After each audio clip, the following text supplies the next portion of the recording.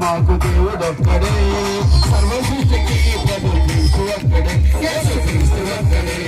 స్వరం విను స్వరం విన్నావా, యేసయ్య పిలుచుచున్న స్వరం విన్నావా, స్వరం విను స్వరం విన్నావా, యేసయ్య పిలుచుచున్న స్వరం విన్నావా, యేసయ్య పిలుచుచున్న స్వరం విన్నావా, యేసయ్య పిలుచుచున్న స్వరం విన్నావా.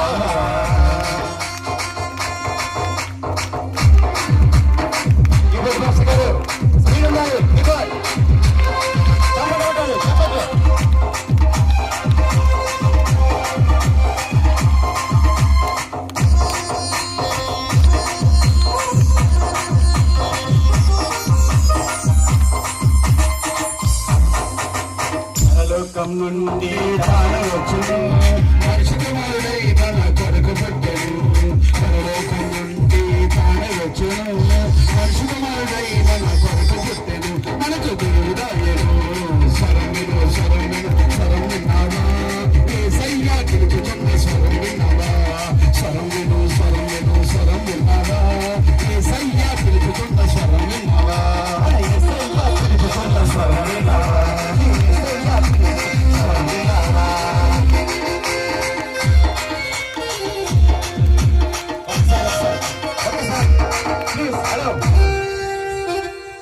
ఇంత గట్టిగా చెమట వచ్చినట్టు స్వరం విన్నామంటే స్వరం విన్నావా, స్పీడ్ గా పడతారా? 1 2 3 స్టార్ట్. స్వరం విన్నావా, యేసయ్య పిలుచుచున్న స్వరం విన్నావా, స్వరం విను స్వరం విన్నావా, యేసయ్య పిలుచుచున్న స్వరం విన్నావా, యేసయ్య పిలుచుచున్న స్వరం విన్నావా, యేసయ్య పిలుచుచున్న స్వరం విన్నావా.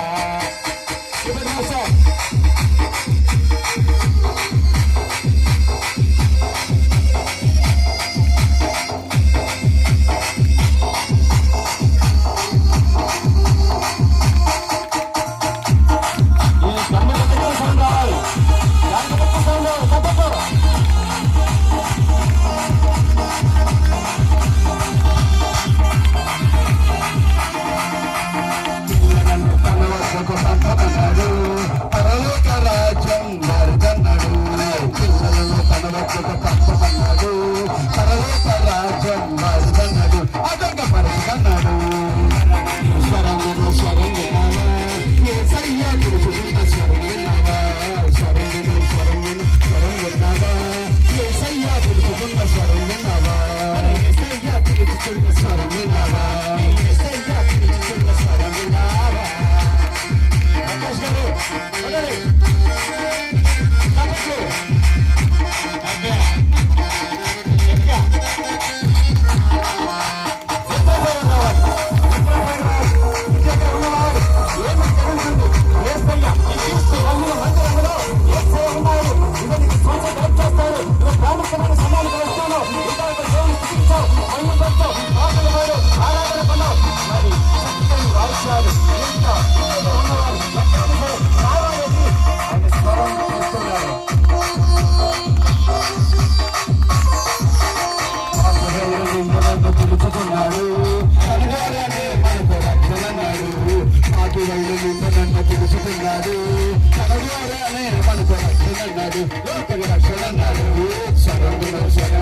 స్వరం విన్నావా, యేసయ్య పిలుచుచున్న స్వరం విన్నావా,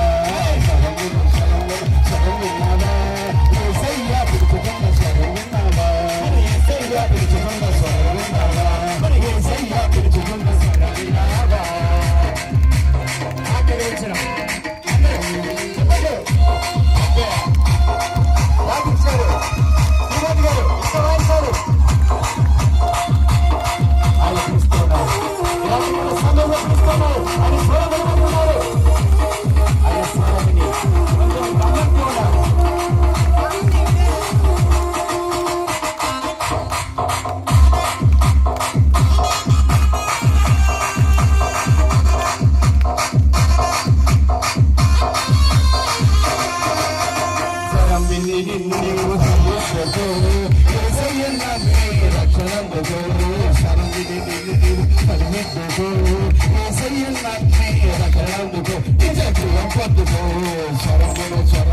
స్వరం విన్నావా, యేసయ్య పిలుచుకున్న స్వరం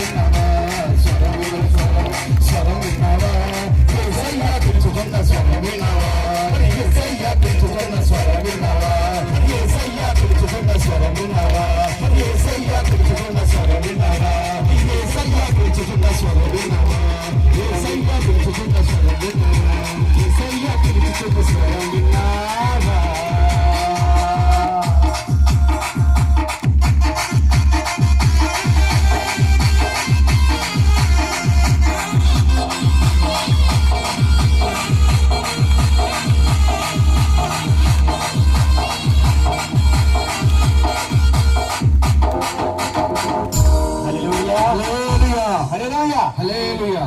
సంతోషంగా ఉన్నారా? రెడీగా ఉన్నారా? సిద్ధంగా ఉన్నారా? దేనికి? ఆహారము, జీవాహారం ఉంటుంది. జీవాహారము ఆహారం కాదు, జీవాహారం ఉంటుంది. కాబట్టి అందరు కూడా ఆహారాన్ని భుజించడానికి ఈ ఆహారము జీవాహారాన్ని భుజించాలి. ఈ ఆహారం భుజించడానికి మనం సంసిద్ధిలో ఉన్నాం. అందరూ కూర్చుంటే మన మధ్య ఉన్నటువంటి రాజ్యం గారు వచ్చి వాక్యాన్ని చదివి వినిపిస్తారు. అందరు కూడా కూర్చోండి, ఎవరు కూడా అటు తిరగవద్దు, నిశ్శబ్దంగా ఉండండి. 7వ అధ్యాయము 4 నుంచి 6 వచనములు చదువుకుందాము. 2వ సమూయేలు గ్రంథము 7వ అధ్యాయము 4 నుంచి 7 వచనములు చదువుకుందాము. అయితే ఆ రాత్రి యెహోవా వాక్కు నాతానునకు ప్రత్యక్షమై సెలవిచ్చినదేమనగా, నీవు పోయి నీ సేవకుడు దావీదుతో ఇట్లనుము, యెహోవా నీకు ఆజ్ఞ ఇచ్చుచున్నదేమనగా, నాకు నివాసముగా ఒక మందిరమును కట్టింతువా? ఐగుప్తులో నుండి నేను ఇశ్రాయేలును రప్పించిన నాట నుండి నేటి వరకు మందిరములో నివసింపక డేరాలోను గుడారములోను నివసించుచు సంచరించితిని. ఇశ్రాయేలులతో కూడా నేను సంచరించిన కాలమంతయు నా జనులను పోషించుడని నేను ఆజ్ఞాపించిన ఇశ్రాయేలీల గోత్రములలో ఎవరితోనైనాను దేవదారుమయమైన మందిరం ఒకటి మీరు నాకు కట్టింపకపోతిరే అని నేను ఎన్నడైనను అనియంటున్నా. కాబట్టి నీవు నా సేవకుడు దావీదుతో ఇలాగూ చెప్పుము, సైన్యములకు అధిపతివగు యెహోవా నీకు సెలవిచ్చినదేమనగా, దేవుడి చిన్న వాక్యం దీవించును గాక. ఆమేన్. నేను ఇంకా ఎక్కడున్నాను? డేరాల్లోను గుడారాల్లోనే నివసిస్తున్నా. కాబట్టి నాతను నువ్వు వెళ్ళి దావీదుతో చెప్పు, దావీదు నాకు ఒక మందిరాన్ని నువ్వు కట్టగలవా? అందులో నేను నివాసము. మందిరం ఎందుకండి? దేవుడు అడుగుతున్నాడు. ఒకనొక రోజున కొన్ని సంవత్సరాల క్రితము అదే దేవుడు ప్రకాష్ గారిని అందరికంటే ముందుగా ప్రేరేపించి ఏలూరు నుండి వాళ్ళ ఇంటికి వెళ్ళి వస్తూ ఉన్నప్పుడు ఈ గ్రామంలోనికి ఆయన పంపించి ఆయన తిప్పారు. తిప్పిన తర్వాత కొంతకాలానికి ఆయన ప్రేరేపించారు దేవుడు. ప్రకాష్ గారు, దేవుడు ప్రకాష్ గారు అంటారా ప్రకాష్ అంటాడా? మనం ఏమనాలి? ఎందుకు?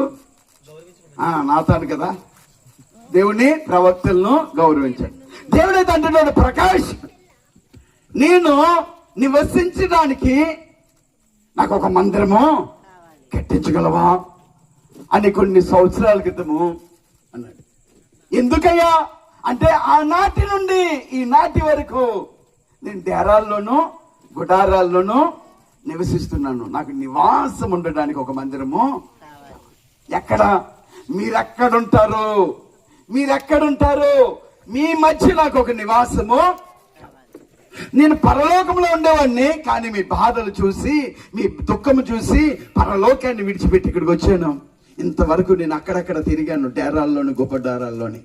కానీ నేను కోరుకుంటున్నా మీ మధ్య ఉండాలని, మీతో ఉండాలని, మీకు ఒక సమీపముగా ఉండాలని నేను కోరుకుంటున్నా. కాబట్టి మీ మధ్య నాకు ఒక మందిరాన్ని కట్టగలరా అని అడుగుతా ఉన్నారు. అదే మాట దావీదుతో నాతాను చెబుతున్నాడు. అయ్యా దావీదు, నువ్వు రాజు అయిపోయావు, నువ్వు ఒక రాజ్యాన్ని ఏర్పాటు చేసుకున్నావు, అందరూ చాలా మందికి మంచిగా సుఖంగా సంతోషంగా బ్రతికి గొప్ప సుస్థిరమైన రాజ్యాన్ని నువ్వు కట్టావు. కానీ నేను ఈ రోజు వరకు కూడా గుడారాల్లో డేరాల్లో నివసిస్తున్నా. నేను నివాసం ఉండడానికి నాకు ఒక మందిరాన్ని కట్టు అని దేవుడు చెప్తున్నాడండి అని ఆ మహారాజుతో నాతాను చెప్తున్నాడు. ఇప్పుడు మందిరం మనకు కావాల్సింది ఎందుకంటే, మన మధ్య ఒక మందిరం ఉంటే మన మధ్య ఆ మందిరంలో దేవుడు నివాసము ఉంటాడు. నివాసం ఉండటానికి, మనతో ఉండడానికి, మన మధ్య ఉండడానికి ఆయనకు ఒక మందిరము కావాలి. ఆ మందిరములో ఆయన ఉంటాను అని వాగ్దానం చేసిన దేవుడు. కాబట్టి అందుకోసం ఈ మందిరము కట్టబడింది కొన్ని సంవత్సరాల క్రితమే. ఎవరయ్యా అక్కడ ఉన్నారయ్యా అంటే, పేదలైన వారు, నిరుపేదలైన వారు, ఆ యొక్క కాలనీలో ఉన్న చిన్ని గవర్నమెంట్ ఇచ్చిన చిన్ని గృహాల్లో నివసిస్తున్న వారు ఆ యొక్క వారి మధ్యన నేను ఉండాలి అని దేవుడు పలికి మరి పిలిపించి మరి నాకు ఒక మందిరాన్ని అక్కడ కట్టాడు. అంతకుముందు ఎక్కడ ఉండేవాడయ్యా అంటే వీధుల్లో ఉండేవాడు. ఈ లైట్ కింద పెట్టేవాళ్ళం. ఈ లైట్ కిందగా ఎక్కడ 2-3 కూడి ఆయన నామమును ఎక్కిపిస్తారు, వారి మధ్యన ఉంటానన్న దేవుడు ఆనాడు ఇదిగో సహోదరులందరూ వచ్చి ఈ లైట్ కింద ఈ స్తంభం కింద కూర్చుంటే ఈ స్తంభం కిందే పెట్టేవాళ్ళం. అంతకుముందు ఆ వీధిలో పెట్టేవాళ్ళం. రోడ్ల మీదే మేము ఉండేవాళ్ళం. రోడ్ల మీదకి ఆయన వచ్చేవాడు. ఒక రోజు అంటున్నాడు ప్రకాష్తో, ఇదిగో నీతో పాటు నేను రోడ్ల మీద తిరుగుతున్నాను, నేను నివాసం ఉండటానికి, మీ మధ్య నేను ఉండటానికి నాకు ఒక మందిరము, ఆ మందిరమే ఈ క్రీస్తు మహిమ మందిరం. ఈ క్రీస్తు మహిమ మందిరము ఇది కట్టిన తర్వాత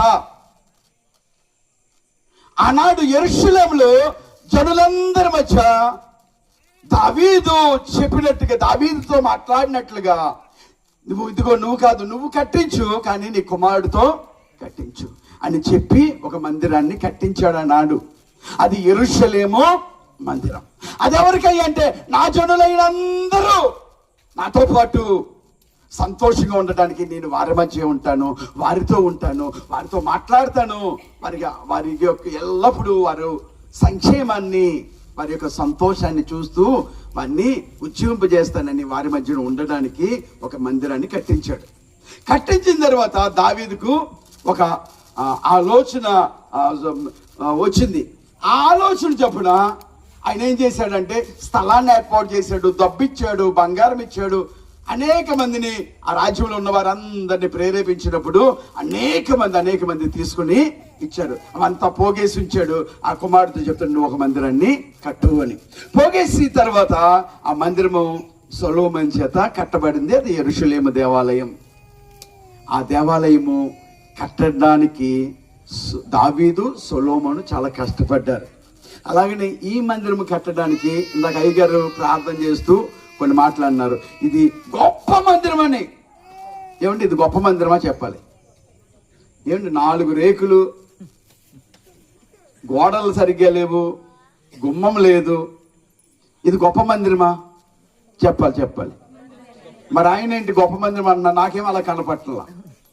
4 రేకులు, ఇటు 2 అటు 2, ఒకే ఒక పక్క గోడ, అంతా వెళ్తురు.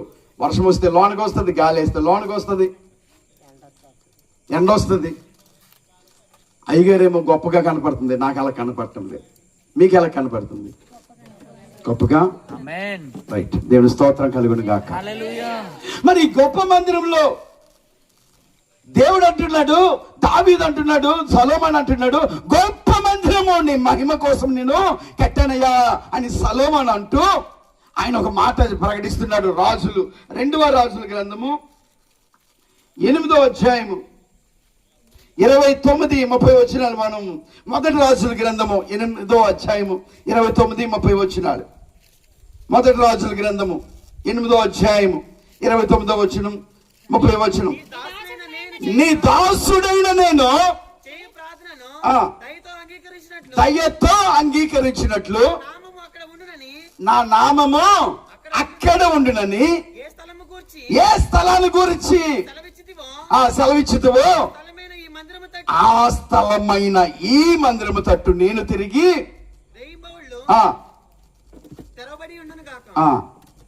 ఎవరి నేత్రాలంట? దేవుని ఎటువైపు ఉంటాయంట? ఆయన కట్టమని చెప్పి కట్టించిన ఆ స్థలములో, ఆ మందిరములో దేవుని మనోనేత్రాలు ఎల్లప్పుడూ రేయి పగళ్ళు ఉంటాయి. దేవుని స్తోత్రం కలుగును గాక. ఇప్పుడు ఇది సొలొమోను అంటున్నాడు, అయ్యో నేను కట్టించిన ఈ మందిరం, నువ్వు చెప్పినట్లుగా, నువ్వు చెప్పిన చోట కట్టించిన ఈ మందిరంలో నీ మనోనేత్రాలు ఎల్లప్పుడూ రేయింపగలు ఉంటాయి. మరి ఇది కూడా ఒక ప్రేరేపణ చొప్పున మనుషుల ఉద్దేశ ప్రకారం కట్టింది కానీ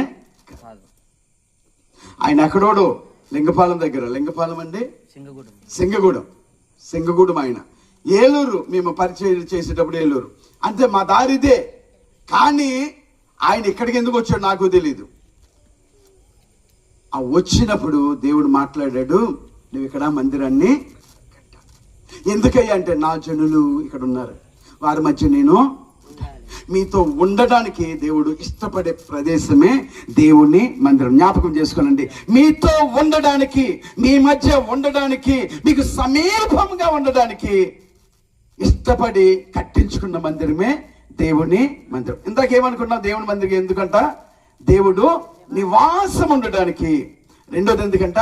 మీ మధ్య మీతో కలిసి మీకు సమీపంగా దగ్గరగా ఉండడానికి.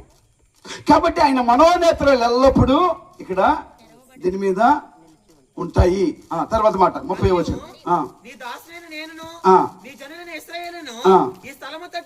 తిరిగి ప్రార్థన చేయనప్పుడల్లా నీ నివాస స్థలమైన ఆకాశమందు విని మా విన్నపము అంగీకరించుము, వినులెల్లప్పుడల్లా మమ్మల్ని క్షమించు.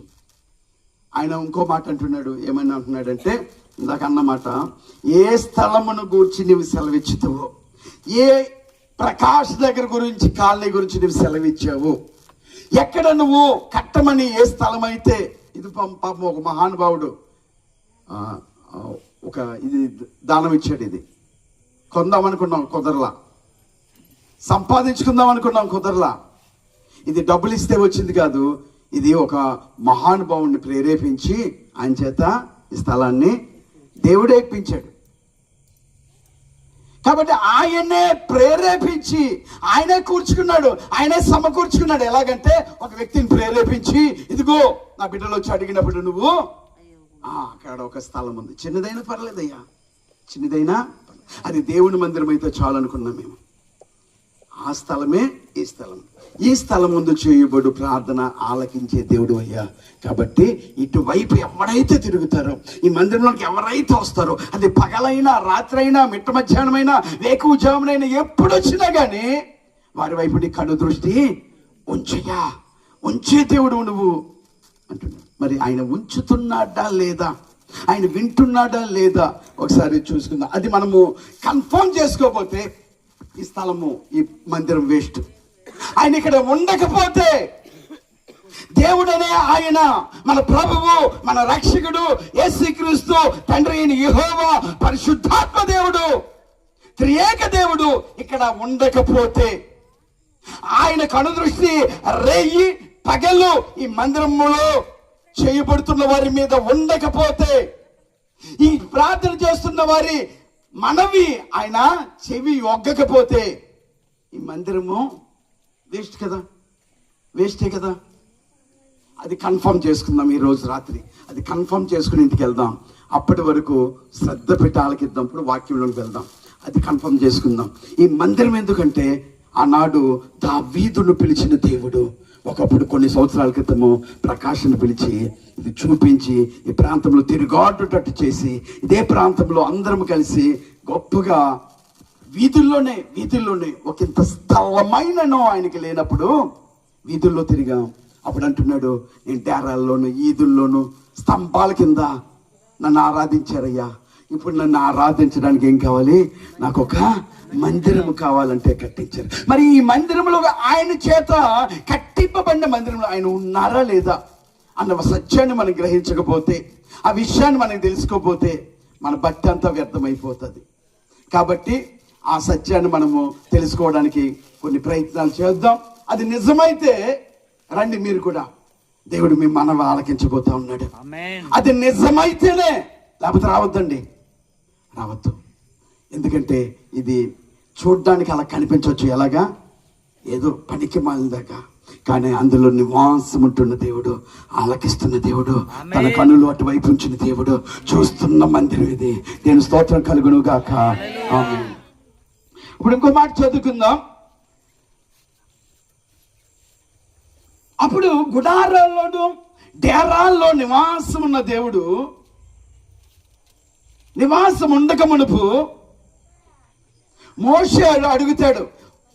ఏమని అడుగుతాడంటే, దేవా, నువ్వు పరలోకం నుండి దిగొచ్చావు కదా, మమ్మల్ని ఐగుప్తు బంధకాల నుండి విడిపించడానికి, మరి నువ్వు మాతో ఉన్నావని గుర్తేంటి, మాతో ఉన్నావని మేము ఎలా తెలుసుకోవాలి అని అంటే, ఆయన అంటాడు, నీ సన్నిధి మాతో ఉంటే మేము ఏదైనా చేయగలమయ్యా, మరి గుర్తు ఏంటి, నీ సన్నిధి మాతో ఉందా లేదా అని మోషే దేవుణ్ణి అడుగుతాడు.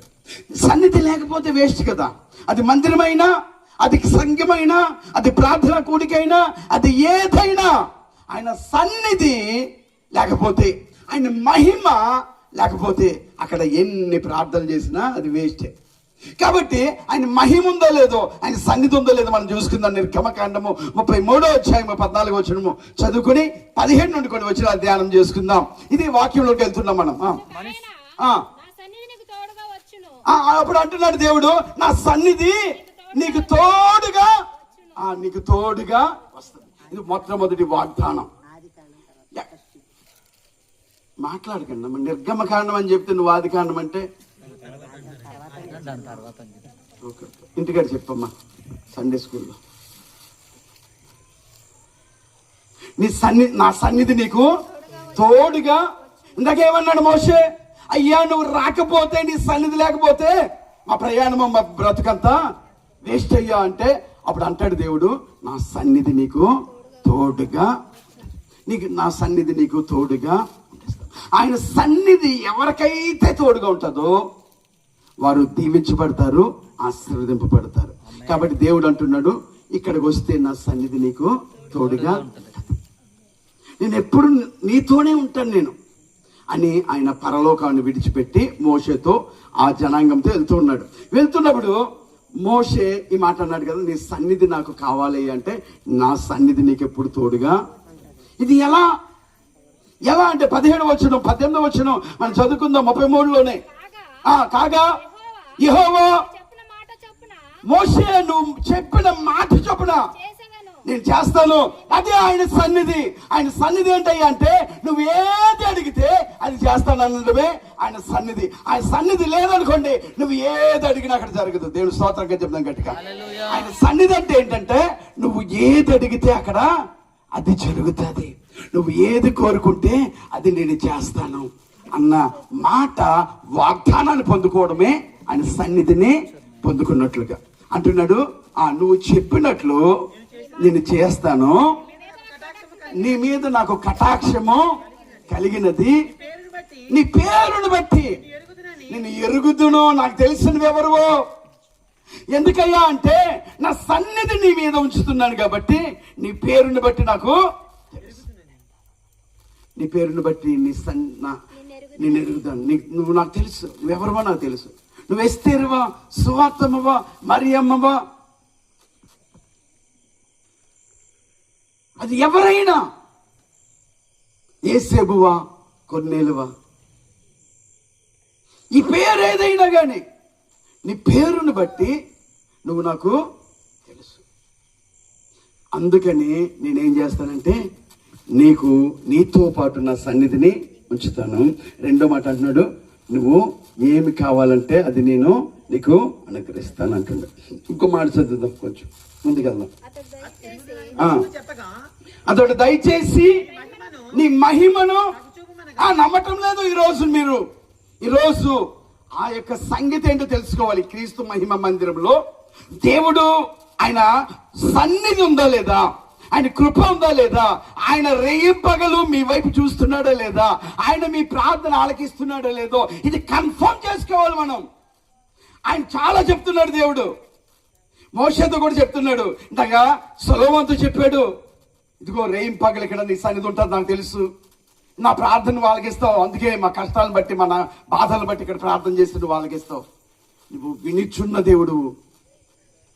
మోషేతో అంటున్నాడు, నా సన్నిధి నీకు తోడుగా ఉంటది ఎల్లప్పుడూ, ఎప్పుడు అని ఆయన అంటున్నాడు. ఇవన్నీ నాకు ఎలా తెలుస్తాయి? కాబట్టి నీ మహిమను నాకు చూపెడితే నేను నమ్ముతానయ్యా. నీ మహిమను నాకు చూపెడితే నేను నమ్ముతాను. మరి మహిమ ఎలాగా అంటే, ఆయన అంటాడు, ఒరే బాబు, నువ్వు వింత కోరికలు కోరకరా బాబు, చచ్చిపోతారు. నన్ను చూస్తే ఏ నరుడు, చదువుదాం తర్వాత.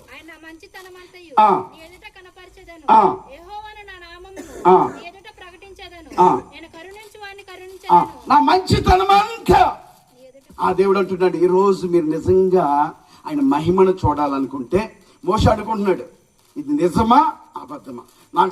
నీకు నీ జీవిత కాలం అంతా మోషే నీ పేరు నాకు తెలుసు, నీ పేరుని బట్టి నిన్ను ఎరిగాను, నీ జీవిత కాలం అంతా నా సన్నిధి నీకు తోడిగేస్తాను. నువ్వేమి కావాలంటున్నావో అది నేనే నడిపించి నేనే అమలు చేస్తాను, నేను ఇస్తానని వాగ్దానం చేసిన దేవుడిని ఇంకా శంకిస్తున్నాడు మోషే.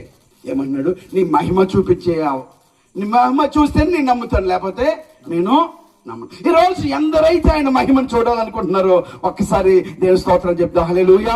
రెండు చేతులు ఎత్తాం, రెండు చేతులు ఎత్తి, యేసయ్యా నీ మహిమ నాకు కావాలయ్యా, నీ మహిమను చూపించు తండ్రి. నమ్మిన ఎడల దేవుని మహిమను మోషే నమ్మటంలా.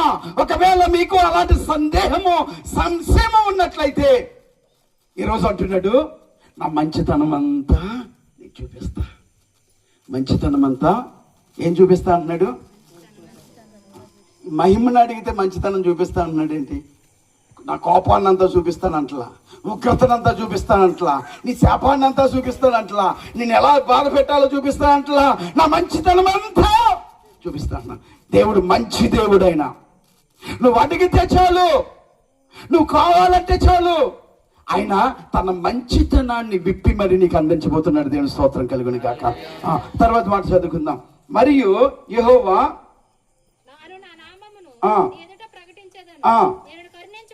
కరుణించి వాడిని కరుణించదును, ఎవరిని ఎందు కనికపడుతుందో వారి మీద నేను కనికరాన్ని ఉంచుతాను. మరియు ఏ నరుడును నన్ను చూసి బ్రతకలేరు. మరి ఎక్కువ సమస్యలు పెట్టుకోకూడదు మనం. నేను దేవుణ్ణి ఇలాగ నా కళ్ళులతో చూస్తేనే నమ్ముతాడని అలాంటి పెట్టుకోవద్దు దయచేసి. చూస్తే చచ్చిపోతాం. ఎందుకంటే ఆయన వెలుగై ఉన్నాడు. ఆయన లోకానికి ఏమై ఉన్నాడు? వెలుగై ఉన్నాడు. సూర్యుని మనం చూడగలమా డైరెక్ట్ గా? ఒక్క నిమిషం తదేకంగా మిట్ట మధ్యలో ఇలా చూడండి, కళ్ళు మసకలు వచ్చేస్తాయి, కంటి చూపు సరిగ్గా కనపడదు. తర్వాత వెంటనే ఏది చూడాలన్నా మన కంటికి ఏది కనపడదు. ఆ సూర్యున్నే ఏర్పాటు చేసిన దేవుడు దానిని మించిన 1000 కోట్ల సూర్యుల కంటే కాంతివంతమైన దేవుడు. అందుకంటున్నాడు, నేను లోకానికే వెలుగై, నేను లోకానికే వెలుగైను. కాబట్టి ఆయనను చూడాలనుకోవద్దు, ఆయన మహిమను మాత్రము చూడాలనుకోండి. ఆయన మహిమను చూడాలనుకుంటే మాత్రము ఆయన మంచితనం అంతా మీకు చూపెట్టబోతున్నాడు. తర్వాత మాట చదువుకుందాం. నా సమీపంలో ఒక స్థలము ఉన్నది, ఆ బండ మీద నిలువవలెను. ఇప్పుడు ఆయన మహిమను చూడాలంటే ఎక్కడ చూడగలం? ఈవేళ మా సాల్మన్ 2 గుడ్లు పగలగొట్టి, మేము రాలేదు, మా అమ్మగారు ఊరు వెళ్ళాము, మా అమ్మగారికి నాన్నగారికి కూర వండుతున్నాడు అనమాట. అక్కడ మహిమ కనపడుతుంది గుడ్లో. 2 గుడ్లు పగలగొట్టి ఏపీ మరి చక్కగా మంచి టేస్టీగా చేశాడు. కనపడిందా? అమ్మ ఈవేళ మంచి మంచి వంటలు ఉండారు. మన పెద్దరాజు గారు, మన సహోదరి కృష్ణవేణి అక్కడెక్కడ కూర్చుంది. మళ్ళా అమ్మ ఆ వంటలు వండేటప్పుడు ఆయన మహిమను చూసారా? ఇవాళ లారీ ఎక్కువ వెళ్ళి వచ్చారు డ్రైవింగ్లో చూసారా? ఇవాళ మేము చేపల మార్కెట్కి వెళ్ళాం, ఫ్రూట్ మార్కెట్కి వెళ్ళాం, అక్కడ నాకు కనపడలా. మరి ఆయన మహిమ చూడాలంటే ఎక్కడికి వెళ్ళాలంట? ఈ మాట చాలా ఇక్కడ నుంచి కొంచెం లోతుకి వెళ్ళిపోతాం. ఎక్కడికి వెళ్ళాలంట? నాకు సమీపంగా. ఇప్పుడు దేవుడు చూడాలంటే ఎక్కడికి వెళ్ళాలి మనం? ఆయన సమీపంగా. ఇప్పుడు అయ్యగారిని చూడాలనుకుంటే ఎక్కడికి వెళ్ళాలి? ఎక్కడైనా కవ్వగుంట, అక్కడికి వెళ్తేనే కూచిపూడి, సారీ, అక్కడికి వెళ్తేనే ఆయన్ని చూడగలుగుతాం. ఇక్కడ ఉండి అయ్యగారిని చూస్తున్నామంటే అబద్ధాలు ఆడుతున్నాం మనం. ఇప్పుడు ఆయన దేవుని మహిమను చూడాలంటే, ఆయన కొడుతున్నప్పుడు చూడాలంటే ఇక్కడికి మాత్రమే రావాలి. నేను అనుకున్నాను సాల్మన్ అలిగేసాడు ఇవేళకి రాడు అనుకున్నా, ఎందుకంటే అందరిని ఎక్కించాడు ఆయన. మా అమ్మగారు అంటున్నారు, ఆసమ్మ గారు, సాల్మన్ రాలేదేంటి, సాల్మన్ రాలేదు. ఆయన 4 సార్లు అడిగింది ఆవిడ పాపం. ఒకవేళ అక్కడ ఉండి ఉంటే ఈయన మ్యూజిక్కే మీరు వినేవాళ్ళ? ఎందుకు ఇప్పుడు ఎందుకు విన్నారు, అప్పుడు ఎందుకు వినలేదు? ఆయన దూరంగా ఉన్నాం కాబట్టి మనం ఏమీ చూడలేం. సమీపంగా ఉన్నప్పుడు చూడగలుగుతాం, వినగలుగుతాం. ఇప్పుడు వాక్యంలోకి వెళ్ళిపోతాం. నాకు సమీపంగా ఒక స్థలము ఉంది. మీకు సమీపంగా ఒక స్థలం ఉంది, అదే క్రీస్తు మహిమ మందిరము కట్టబడిన స్థలము. ఇప్పుడు దేవుని మహిమను మీరు చూడాలంటే మీ ఇళ్ళకాడో, సందుల్లోనో, బండల్లోనో, ఎక్కడెక్కడో కాదు, ఎక్కడ చూడాలి? ఆయన సమీపంగా రావాలి. ఆయన అక్కడ ఉంటాడు. నేను డేరాల్లో ఒకప్పుడు ఉన్నాను, గుడారాల్లో ఒకప్పుడు ఉన్నాను, వీధుల్లో ఒకటి ఉన్నాను, ఇప్పుడు ఎక్కడ ఉన్నా అంటే మందిరంలో నివాసం ఉండటానికి నాకు ఒక మందిరం కట్టబడింది. ఈ మందిరంలో నేను ఇక్కడికి వస్తే మీరు నా మహిమను చూడగలుగుతారు. నా మహిమను చూడగలుగుతారు. తర్వాత మాట, నా మహిమ నిన్ను దాటి వెళ్ళుచుండగా ఆ బండ సందులో 30:21 వచనము, యెహోవా ఇదిగో నా సమీపమున ఒక స్థలం ఉన్నది, నీవు ఆ బండ మీద. బండ అంటే ఎవరు? ఆ బండ చెప్పాలి. ఆ బండ క్రీస్తే. నువ్వు ఎక్కడ నిలబడాలి? బండ మీద. క్రీస్తు మీద నిలబడడం ఏంటి?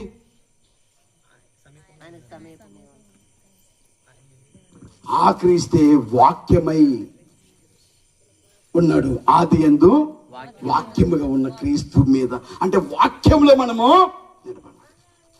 సమీపంగా రావాలి. అక్కడికి ఆయన నివాసం ఉండే ప్రాంతం అనగా మందిరానికి సమీపంగా రావాలి. రెండోది ఎక్కడ నిలబడాలి? వాక్యంలో, వాక్యమందు నిలబడాలి. రెండు మనకు జరగాలంటే ఎక్కడికి రావాలంటే, ఒకటి ఆయన మందిరానికి రావాలి, రెండోది మందిరంలో చెప్పబడుతున్న మాటలు మనము చెవియొగ్గి ఆ మాటల మీద మనం బ్రతుకుతున్నామా లేదని, నిలబడ్డామా లేదని మనము చూసుకోవాలి. ఎలా పడితే అలా చూడడానికి ఆయన మహిమ కనబడదు. జ్ఞాపకం చేసుకోనండి. సమీపంగా రాకపోయినా, వాక్యం మీద నిలబడకపోయినా ఎన్నడూ ఎవ్వడు ఆయన మహిమను చూడలేడు. డైరెక్ట్ గా ఎవడు చూడలేదంటే ఇంతవరకు. ఒకవేళ మీరు చూడాలనుకుంటే నా మహిమను మీకు చూపెడతాను. నేను మా ఇంటికి వెళ్తానండి, నీ మహిమ నాకు వచ్చేయాలయ్యా అంటే రాదు. నేను ఎన్నోసార్లు చెప్తున్నాను, వినరు మీరు. ఈరోజు దేవుని మహిమను ఎందరైతే చూడాలనుకుంటున్నారో ఈ రోజు ఆయన సన్నిధికి వచ్చారు కాబట్టి దేవుని మహిమ మీకు కనపరచునుగాక. ఆయనే తన మహిమను మీ కళ్ళెదుట ఉంచి ఆయన మహిమ కార్యాలెన్నో మీ ఎడల జరిగించునుగాక. ఇప్పుడు ఆయన మహిమను చూడాలంటే ఎక్కడికి రావాలి? ఆయన సమీపంగా రావాలి. రెండోది ఏం చేయాలంటే చెప్పబడుతున్న వాక్యములో మనము నిలబడాలి. వాక్యం మీద నిలబడాలి. ఇప్పుడు చదువుదాం 22వ. నిన్ను దాటి వెళ్తుండగా ఆ బండ సందులో నిన్ను ఉంచి నిన్ను దాటి వెళ్ళే వరకు నా చేతితో నిన్ను కప్పెదను. ఆ మహిమ నిన్ను దాటి వెళుతూ ఉండగా, ఏదైతే నా వద్ద నుండి వచ్చిన మహిమ నిన్ను దాటి వెళుతూ ఉండగా, మహిమ రావాలంటే ఏం చేయాలంట? ఫస్ట్ సమీపంగా ఉండాలి, వాక్యం మీద నిలబడాలి, వాక్యం మీద నిలబడాలి. ఈ రెండు చేస్తున్నప్పుడు ఏంటంట, ఆయన మహిమ దిగొస్తుంది. ఆ దిగొచ్చినప్పుడు అది నీ పక్క నుండి, నీ ఎదుట నుండి అది వెళుతా ఉంటుంది. ఆ మహిమను నువ్వు చూడాలంటే ఎక్కడికి వెళ్ళాలి? దేవుని మందిరానికి. మీరు ఎక్కడికి వెళ్ళినా పర్వాలేదు, ఏదో ఒక మందిరానికి మీరు వెళ్ళాల్సిందే. ఇంటిలో ఉంటే కుదరదు ఆయన మహిమ చూడలేం. మన జీవిత కాలం అంతా ఎంత కష్టపడినా, ఎంత డబ్బు సంపాదించినా, ఎంత శక్తి ఉన్నా, ఎంత బలం ఉన్నా, ఎంత విర్రవీగిపోతున్నా ఆయన మహిమ మాత్రం మనము చూడలేం. ఆయన మహిమను చూడాలంటే సమీపంగా వచ్చి తీరాల్సిందే, ఆయన వాక్యం మీద నిలబడాల్సిందే. కాబట్టి అట్టి మహిమను దేవుడు ఇప్పుడు మీకు చూపెట్టబోతున్నాడు. ఎలా వస్తుందా మహిమ? ఎలా వస్తుందంట? నీ ఎదురుగానే వస్తుంది, నీ ఎదురుగానే ఉంటుంది మహిమ. నువ్వెలా చూడాలి? చదవండి అక్కడ.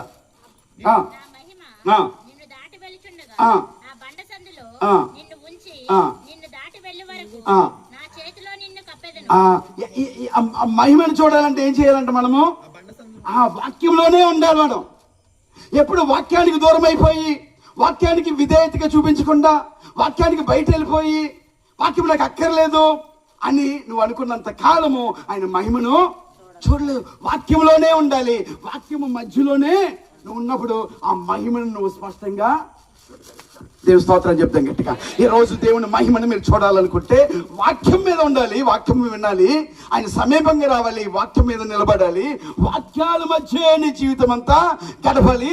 అప్పుడు ఆయన మహిమను చూడగలుగుతాం. అట్టి కృప దేవుడు మనకి అందరికి అనుగ్రహించును. తర్వాత చదువుదాం. నేను నా చేయి తీసిన తరువాత నా వెనుక పార్శ్వమును చూచెదవు గాని నా ముఖము నీకు కనబడదని మోషేతో చెప్పాను. ఆయన చెయ్యి అడ్డు పెడతాడంట. నువ్వు వాక్యంలో ఉంటే, బండ సందుల్లో ఉంటే, బండ మధ్యన ఉంటే, ఆ వాక్యములు అన్న దేవుడైన బండ యేసుక్రీస్తుతో నువ్వు ఉన్నట్లయితే ఆయన మహిమను, ఇప్పుడు ఆ మహిమ ఎలా వస్తుందో ఒకసారి చూద్దాం. అదే నిర్గమకాండము 40వ అధ్యాయము, నిర్గమకాండము 40వ అధ్యాయము 34-35 వచనాలు చదువుదాం. అప్పుడు మేఘము ప్రత్యక్షపు గుడారమును కమ్మగా యెహోవా తేజస్సు మందిరములో, ఆయన మహిమ ఎలా కనపడుతుంది అంటే మేఘం వలె ఆ మందిరం మీదకి వచ్చి ఆ తేజస్సు, ఆ వెలుగు, నువ్వు వాక్యం వింటున్నప్పుడు, వాక్యంలో ఉన్నప్పుడు, వాక్యంలో ఉండి ప్రభుని తదేకంగా చూస్తున్నప్పుడు ఆయన మహిమను, ఆయన్ని నువ్వు స్పష్టంగా చూడగలుగుతావు. అప్పుడు ఎలా అనిపిస్తుంది అంటే నీలోనికి ఒక అనుభూతి వస్తుంది. ఎలా అంటే చల్లని మేఘము నీ మీదకి దిగొచ్చినట్లుగా ఉంటుంది. దేవుని స్తోత్రం కలుగును గాక. ఇంకో మాట చదువుతాం. ఆ మేఘము మందిరం మీద నిలుచుట చేత మందిరము యెహోవా తేజస్సుతో నిండెను. దేవుని మహిమతో. ఆ తేజస్సే దేవుని మహిమ. ఆ తేజస్సు ఎప్పుడు ఉంటుందంటే ఆ మందిరం మీదకే దిగి వస్తుంది అంటాడు. అక్కడ రాయబడుతుంది. అక్కడ నీ ఇంటి కాడికో, నీ ఇంటిలో ఉన్న వారి ఉన్నప్పుడుకో, నీ పక్క మీదకో, నువ్వు పడుకున్నప్పుడు, తింటున్నప్పుడు, ఎవరితోనో మాట్లాడుతున్నప్పుడు అది రాదు. నువ్వు వాక్యం మాట్లాడుతుంటే, వాక్య ధ్యానం చేస్తూ ఉంటే, వాక్యాన్ని వింటూ ఉంటే అప్పుడు ఆయన మహిమ వస్తుంది. ఎక్కడికి వస్తుందంట మహిమ? ఎక్కడికి? మందిరం మీదకి దిగి అప్పుడు వచ్చిన మహిమ మందిరం మీద నుండి ఎక్కడికి వస్తుంది? మందిరములో ఉన్న మీ అందరికీ కనపరుస్తుంది. దేవుని స్తోత్రం కలుగును గాక. ఈ అనుభవంలోనికి మనం వెళితే ఆ మహిమని నిజంగా చూస్తాం. ఇలాంటి మహిమ ఎవరు చూశారయ్య అంటే ఆనాడు మోషే చూశాడు, తర్వాత ఇశ్రాయేలు జనాంగం అందరూ చూశారు. ఇశ్రాయేల్ జనాంగం అందరూ చూశారు. ఎక్కడ చూశారు? గుడారాల మధ్య నివాసం ఉంటున్న దేవాది దేవుని యొక్క మహిమ వెలుగును వారందరూ చూశారు. ఈరోజు మనం ఎందుకు చూడలేకపోతున్నాం? ఏదో లోపం ఉంది కదా. ఇది రెండు కారణాలు. ఒకటి, ఇక్కడ దేవుడు ఉండి ఉండకుండా ఉండాలి అంటే నా అర్థం ఏంటంటే ఇక్కడ లేడని అర్థం.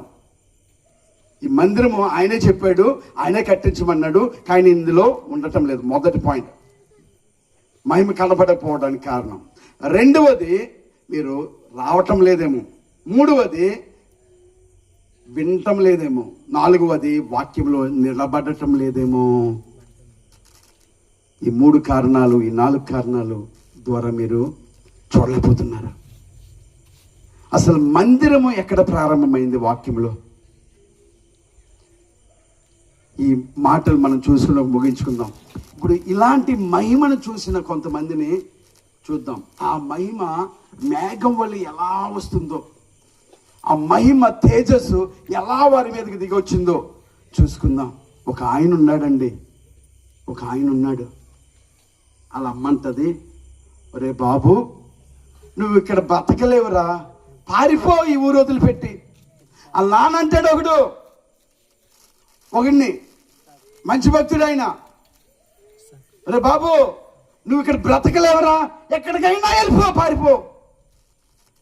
27వ అధ్యాయము, ఆదికాండము 27వ అధ్యాయము.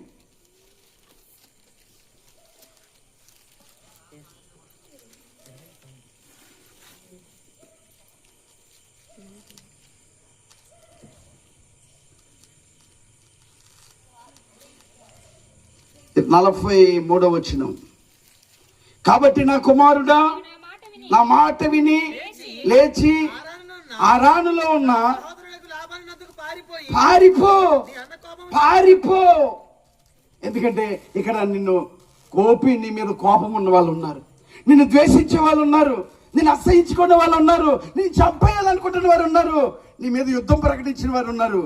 నువ్వు పారిపో, ఇక్కడ ఉండొద్దు, నీ పని అయిపోయింది ఇక్కడ, ఇక నువ్వు బ్రతకలేవురా, నువ్వు ఎక్కడికైనా వెళ్ళిపో అని పారిపోమంటున్నాడు. ఎవరెవరు అన్నారు? వాళ్ళ అమ్మ నాన్న. అలాంటి పరిస్థితులు మీ ఇంట్లో ఉన్నాయా? ఈరోజు మీకు దుఃఖం ఉందా? కన్నీరు ఉందా?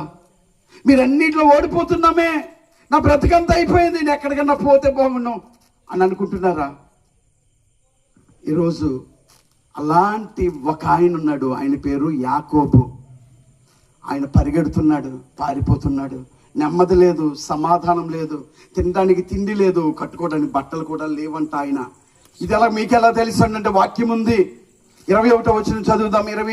28వ అధ్యాయం 21వ వచనం. క్షేమం వచ్చినట్టు నువ్వు నాకు తోడయ్యుండి నేను వెళ్ళి చోట నన్ను కాపాడి తిరుటకు ఆహారమును ధరించుకోవడానికి వస్త్రాలు ఇస్తానా చాలయ్యా. నాకు తిండికి తిండి లేదు, వేసుకోవడానికి బట్టలు కూడా ఇవే ఉన్నాయి, పారిపోతున్నానయ్యా, ఈ లోకానికి జడిసి నా బ్రతుకు అయిపోయింది, నా జీవితం అయిపోయింది, ఇక నేను బ్రతకలేను, ఇక్కడ నేను ఇంక బ్రతకలేను అని ఆయన పరిగెడుతూ ఉన్నాడు. అబ్రహాం ఏమో హారాను నుండి కానాను వచ్చాడు, ఈయనేమో కానాను నుండి హారానికి పారిపోతున్నాడు. కానాను నుండి హారానికి పారిపోతున్నప్పుడు ఒక మాట ఉంటుంది 28వ అధ్యాయంలో 10వ వచనము. ఎక్కడి నుండి వెళ్ళిపోతున్నాడు? ముందు హారాను నుండి, బెర్షెబా నుండి బయలుదేరి హారాను వైపు వెళ్ళిపోతున్నాడు, పారిపోతున్నాడు. కానాన్లో బయలుదేరాడు, బెర్షెబా తగిలింది, అక్కడ కూడా నెమ్మది లేదు, ఇటు వెళ్ళిపోతున్నాడు హారాను వైపు. హారాను వైపు వెంటనే ఎక్కడి నుండి శ్రద్ధగా ఆలకిద్దాం. ఒక చోట చేరి రొద్దు గుంకినప్పుడు అక్కడ ఆ రాత్రి నిలిచిపోయి ఆ చోట ఉన్న రాళ్లలో ఒకటి తీసుకుని తలగడగా చేసుకొని అక్కడ పండుకొని. ఇప్పుడు మీరు ఆలకించండి, అక్కడ ఎన్ని రాళ్ళు ఉన్నాయి? చాలా ఉన్నాయి. ఆ రాళ్ళు ఉన్న ప్రదేశంలోకి వెళ్ళిపోయాడు ఒక రోజు రాత్రి. పారిపోతున్నాడు, వెనకాల అన్న వస్తున్నాడేమో అని పారిపోతున్నాడు. అమ్మ చెప్పింది, నువ్వు బ్రతకరా, ఎక్కడో చోట క్షేమంగా బ్రతకరా, ఇక్కడ బ్రతకలేవురా, నీ బ్రతక అయిపోయిందిరా అని నానంటున్నాడు. ఒరే ఇక్కడ ఉండొద్దురా, ఎక్కడికైనా వెళ్ళిపో, నువ్వు బతుకుంటే చాలురా, మా కళ్ళ ముందు లేకపోయినా పర్వాలేదు, నువ్వు వెళ్ళిపో అంటే పారిపోతున్నాడు, పరిగెడుతున్నాడు. అక్కడ బెర్షెబా కూడా దాటేశాడు. బెర్షెబా దాటేసి వెళితే ఏం కనపడ్డాయి? రాళ్ళు కనపడుతున్నాయి. ఆ రాళ్ళలో ఒక రాయి తీసుకుని తలగడ చేసుకుని పడుకున్న తర్వాత జరుగుతున్న సంఘటన చదువుదాం.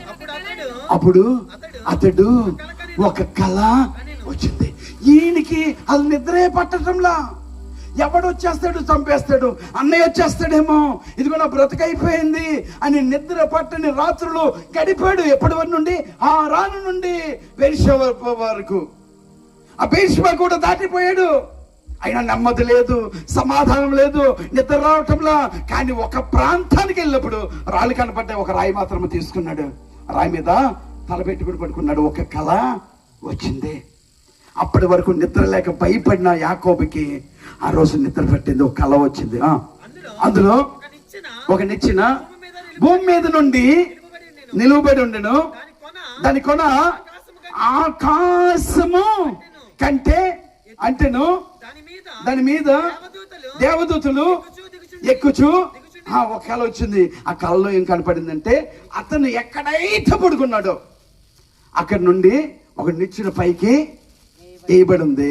దేవదూతలు పై నుండి కిందకి, కింద నుండి పైకి నడుస్తూ ఉన్నారు. శ్రద్ధగా ఆలకిద్దాం. ఈరోజు దేవదూతలు మీకు సాక్షి చెప్పబోతున్నారు. దేవుడు మీకు కనిపించబోతున్నాడు. ఆయన మహిమను మీరు చూడబోతున్నారు. ఇదిగో అందులోకి సమీపంగా వస్తున్నాం. యాకోబు దగ్గరికి వెళ్ళిపోతున్నాడు. ఆ ప్రాంతం ఏంటో ఇప్పుడు మనం చూసుకుందాం. అప్పుడు ఒక కళ వచ్చింది. కళలో ఒక నిచ్చెన ఉంది. నిచ్చెన మించి దేవదూతలు పైకి కిందకి వస్తున్నారు. ఆ నిచ్చెన చివరి ఎక్కడుంది? ఆకాశము మీద ఉంది. చదువుదాం. మరియు యెహోవా దానికి పైగా నిలిచి, నీ తండ్రి అయిన అబ్రహాము ఎవరికి పైగా? దేవదూతలకు పైగా ఉన్నాడు ఆయన. అందరికంటే పైగా ఉన్నాడు.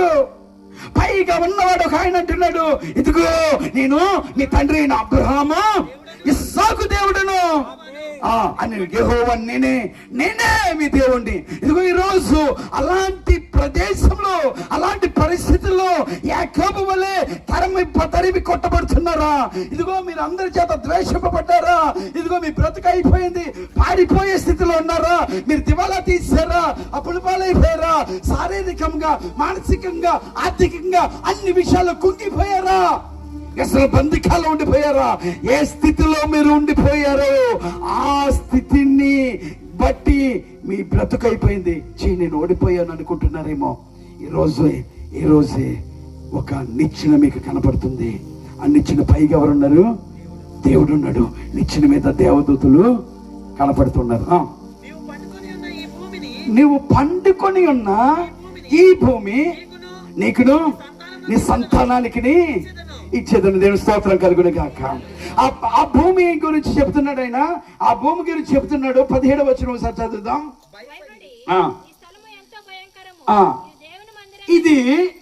ఇది దేవుని మందిరమే గాని వేరొకటి కాదు. ఆయన పడుకున్నది దేవుని మందిరం. ఈ రోజు మీరు దేవుని మందిరానికి వచ్చినట్లయితే, అదే క్రీస్తు మహిమ మందికి వచ్చినట్లయితే, ఈనాడు దేవదూతల పైకి కిందకి ప్రవేశించే స్థలము, నడిచే స్థలము ఆ పైన ఉన్నాడు. ఆయన దేవాది దేవుడు. ఆయన మీకు ఇవ్వబోతానంటున్నాడు. ఇదిగో ఇంతవరకు నీకు నిద్ర లేదు కదా, ఇంతవరకు నీకు సంతోషం లేదు కదా, ఇంతవరకు నీకు ఆనందం లేదు కదా, ఇంతవరకు నీకు ఆరోగ్యం లేదు కదా, ఇంతవరకు నీకు భయమే వెంటాడి తరుగుతుంది కదా. ఇక భయమతో నేనున్నాను, నీకు ఇవ్వబోతున్నా. నువ్వేమి కోల్పోయావు వాటిని నీకు ఇవ్వబోతున్నా అన్నాడు. ఈ ప్రదేశం ఏంటో తెలుసా? యాకోబు అంటున్నాడు, ఆయన నెమ్మది పొందుకున్న ప్రదేశమే మందిరము. దేవుని స్తోత్రం కలుగును గాక. ఇందాక చెప్పబడింది ఏంటంటే, ఆ మందిరంలో దేవుడు ఉన్నాడు. ఆ మందిరము సమీపంగా వస్తే ఆయన మహిమను చూపెడతాడు. ఆ మందిరము లోనికి వచ్చినప్పుడు, ఆయన నమ్మినప్పుడు, నీ మహిమ చూపించబడినప్పుడు ఆయన పైనుంచి ఆయన వెలుగు ప్రకాశింపజేసి మేఘం వల్ల మీ మీదకి వస్తాడు అని చూపించిన దేవుడు ఇక్కడ యథార్థంగా ఒక ఆయన చూస్తున్నాడు. ఎవరయ్యా అంటే, చడిచిపోయి పారిపోతున్న వాడు యాకోబు. నిద్రలేక భయంగా ఒక రాయిని తీసుకుని రాతి మీద ఇలా పడుకున్నాడు. నీకు కూడా అలాంటి పరిస్థితి వస్తే, ఈరోజు మందిరం ఉంది. ఈరోజు మందిరం ఉంది. ఈ మందిరంలో నువ్వు ఒక్కవేళ నిద్రపోయినట్లయితే నీ భయాలన్నీ దేవుడు తీసివేయును గాక. నీ పారిపోయే స్థితిని దేవుడు తరిమి కొట్టును గాక. నీకు నెమ్మదిని అనుగ్రహించును గాక. చక్కని నిద్రను దయచేయును గాక. దేవదూతలు పైకి కిందకి నీ కోసము సేవ చేయడానికి దిగొచ్చును గాక. అన్నిటికైనా పైన ఉన్న దేవాది దేవుడు నీతో మాట్లాడి నిన్ను ఆశీర్వదించును గాక. అదేదో ప్రదేశం కాదు, అదే దేవుని మందిరం.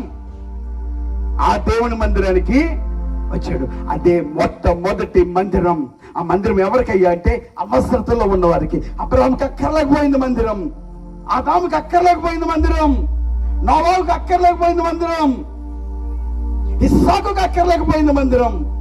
ఎవరైతే బాధల్లో ఉన్నారో, ఎవరైతే తరం కొట్టబడుతున్నారో, ఎవరైతే పారిపోతున్నారో, ఎవరైతే మీ జీవితాలను చూసి అయ్యో నా జీవితం ఏంటో అని చల్లా చెదరైపోతున్నారు, మీకు కావాలి మందిరం. యాకోబు అలాంటి వాడే. యాకోబు కూడా మనలాంటి స్వభావం కలిగిన వాడే. అతనికి కావాలి మందిరం. అతనికి ఒక చోటకి వెళ్ళాడు. ఆ చోటే దేవుని మందిరం అంటున్నాడు. ఇది వేరొక ప్రదేశం కాదు. ఇది దేవుని మందిరమే. ఆ దేవుని మందిరానికి వెళ్తే ఏమొచ్చిందంట? భయం పోయింది. నిద్రలేని రాత్రులు గడిపాడు. నిద్ర వచ్చింది, నిద్ర పట్టింది. సంతోషంగా నిద్రపోయాడు. లేచేసరికి దేవదూతలు తిరుగుతూ ఉన్నారు. పైన దేవుడు ఉన్నాడు. లేచే ముందు దేవుడు వాగ్దానం ఇచ్చాడు, నీకు మరలా అన్నీ నేను ఇస్తాను. ఇస్తాను, ఈ ప్రాంతంలో మరలా నువ్వు వచ్చేటట్టు చేసి ఇదంతా నీకు ఇస్తా అన్నాడు. దేవుని స్తోత్రం కలుగునే గాక. మరలా అన్నాడు, మీరు జ్ఞాపకం చేసుకోనండి. మరొక్క మరి నీకు ఇవ్వబోతా ఉన్నాడు. నువ్వు మరలా వచ్చినప్పుడు ఒకవేళ ఇంతవరకు నువ్వు వచ్చి మానేసావేమో, రాలేకపోతున్నావేమో, నువ్వు వచ్చినప్పుడైతే నువ్వు మరలా వస్తే చదువుదాం ఆ మాట. 14 వచ్చినవా?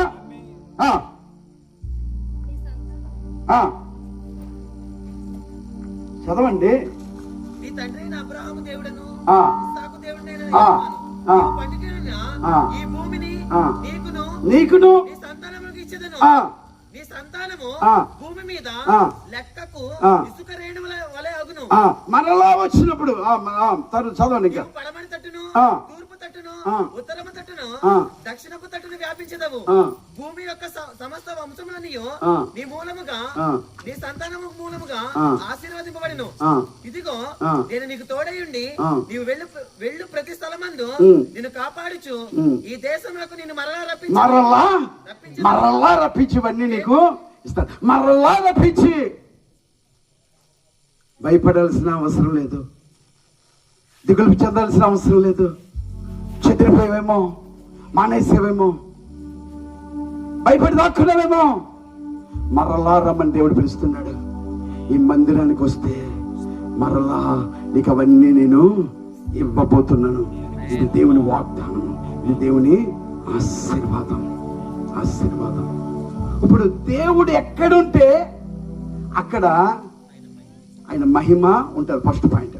ఈయన ఏమంటున్నాడు, ఇది దేవుని మందిరం అని చెప్పి అక్కడ ఆ ప్రదేశానికి ఏమని పేరు పెట్టాడు? బేతేలు. అదేనా? కాదు. మరియు అతడు ఆ స్థలమునకు బేతేలు అని పేరు పెట్టాడు. ఏమని పేరు పెట్టాడు ఆయన? బేతేలు అని పేరుని బట్టి దేవుడు అక్కడ ఉన్నాడా? అక్కడ ఉన్నందుకు బేతేలు అని పేరు పెట్టారా?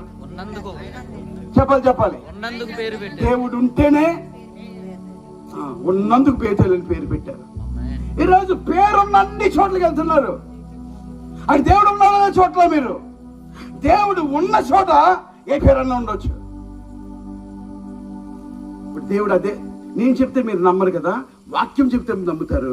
ఎందుకంటే వాక్యం మీద మీరు నిలబడి వాక్యపు సందుల్లో నన్ను చూసినప్పుడు నా మహిమను మీరు ప్రత్యేకముగా చూడగలుగుతారు. దేవుని స్తోత్రం కలుగును గాక. ఆమోసు గ్రంథము 5వ అధ్యాయము 4, 5, 6 వచనాలు నెమ్మదిగా చదువుకుని ముగించేది. అయిపోయింది. బేతేలును ఆశ్రయింపకుడి. ఏమంటున్నాడు ఆయన? ఇంతకేమని పెట్టాడు ఆయన? యాకోబు, ఇది దేవుని మందిరమే గాని వేరొకటి కాదు. ఇక్కడ దేవుడు ఉన్నాడు కాబట్టి ఇది ఏమన్నాడు? బేతేలు. ఇప్పుడు అదే దేవుడు అంటున్నాడు, నువ్వు బేతేలును చదవండి. బేతేలును అందరూ వినాలి. మీరు బేతేలును ఆశ్రయించుకుని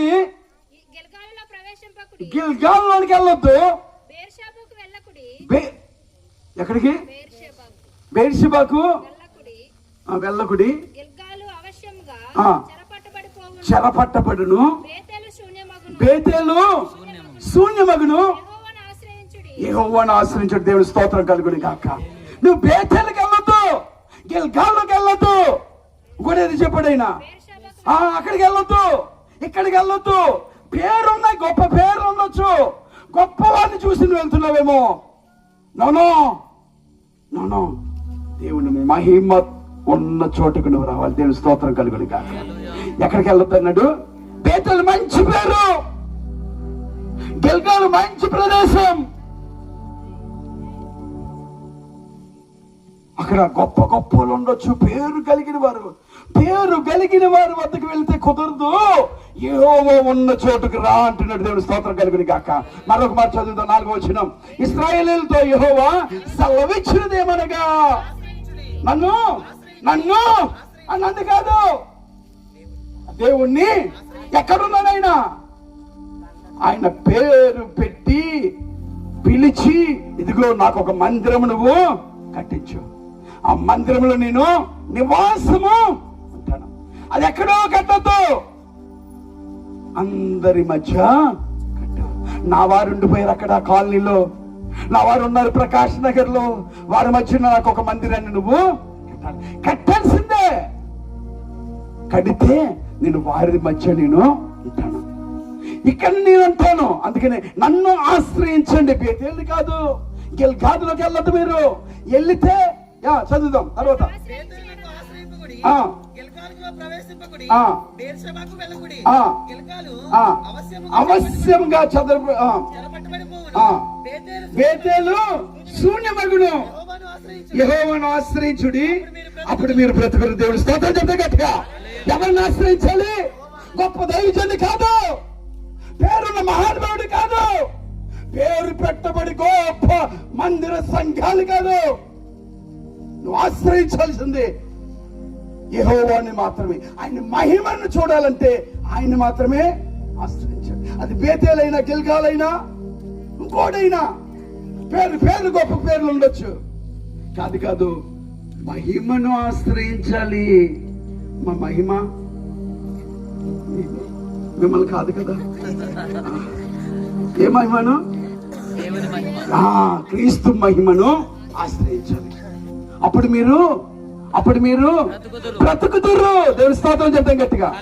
ఇంకో మాట, ఆశ్రయింపడి ఎడల బేతేలులో ఎవరును అగ్నిపడినట్లు ఆ.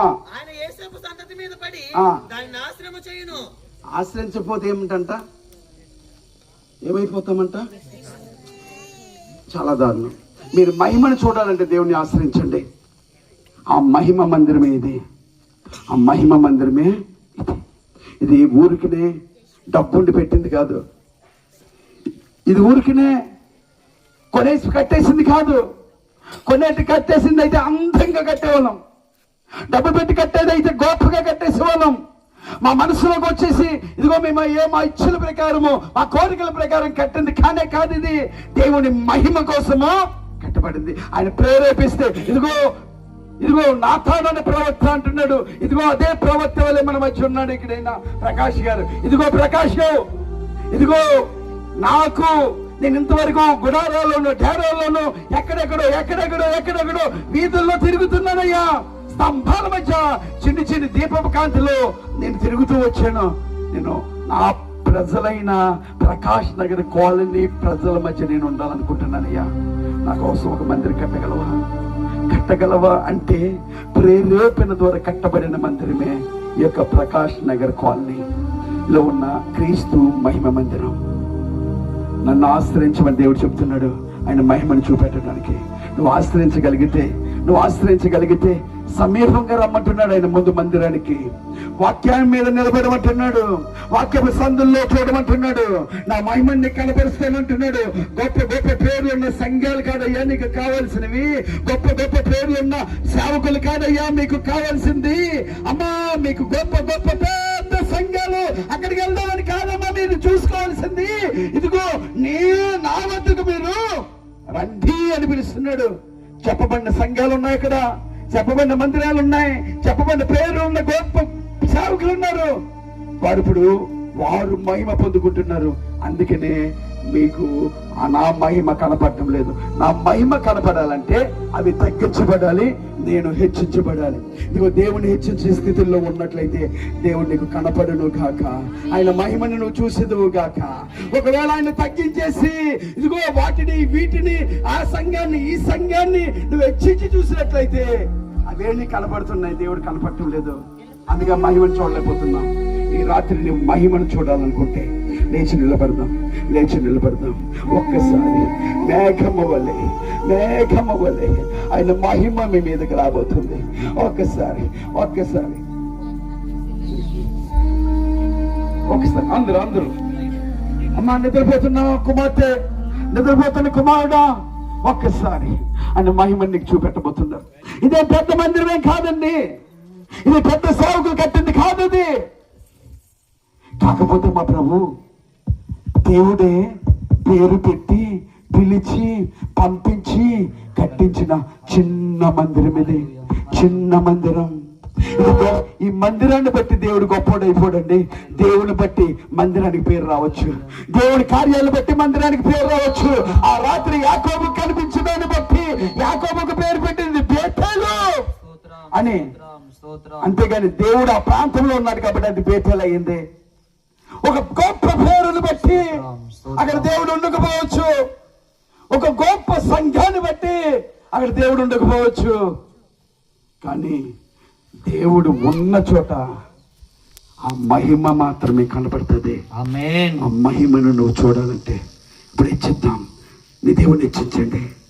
క్రీస్తు మహిమను చూద్దురు కానీ నమ్మని ఎలా దేవుని మహిమను చూస్తుంది. హల్లెలూయా. దేవుడు అంటున్నాడు ఈ రోజు రాత్రి ఆయన మహిమకు నిలయమే ఈ మందిరం.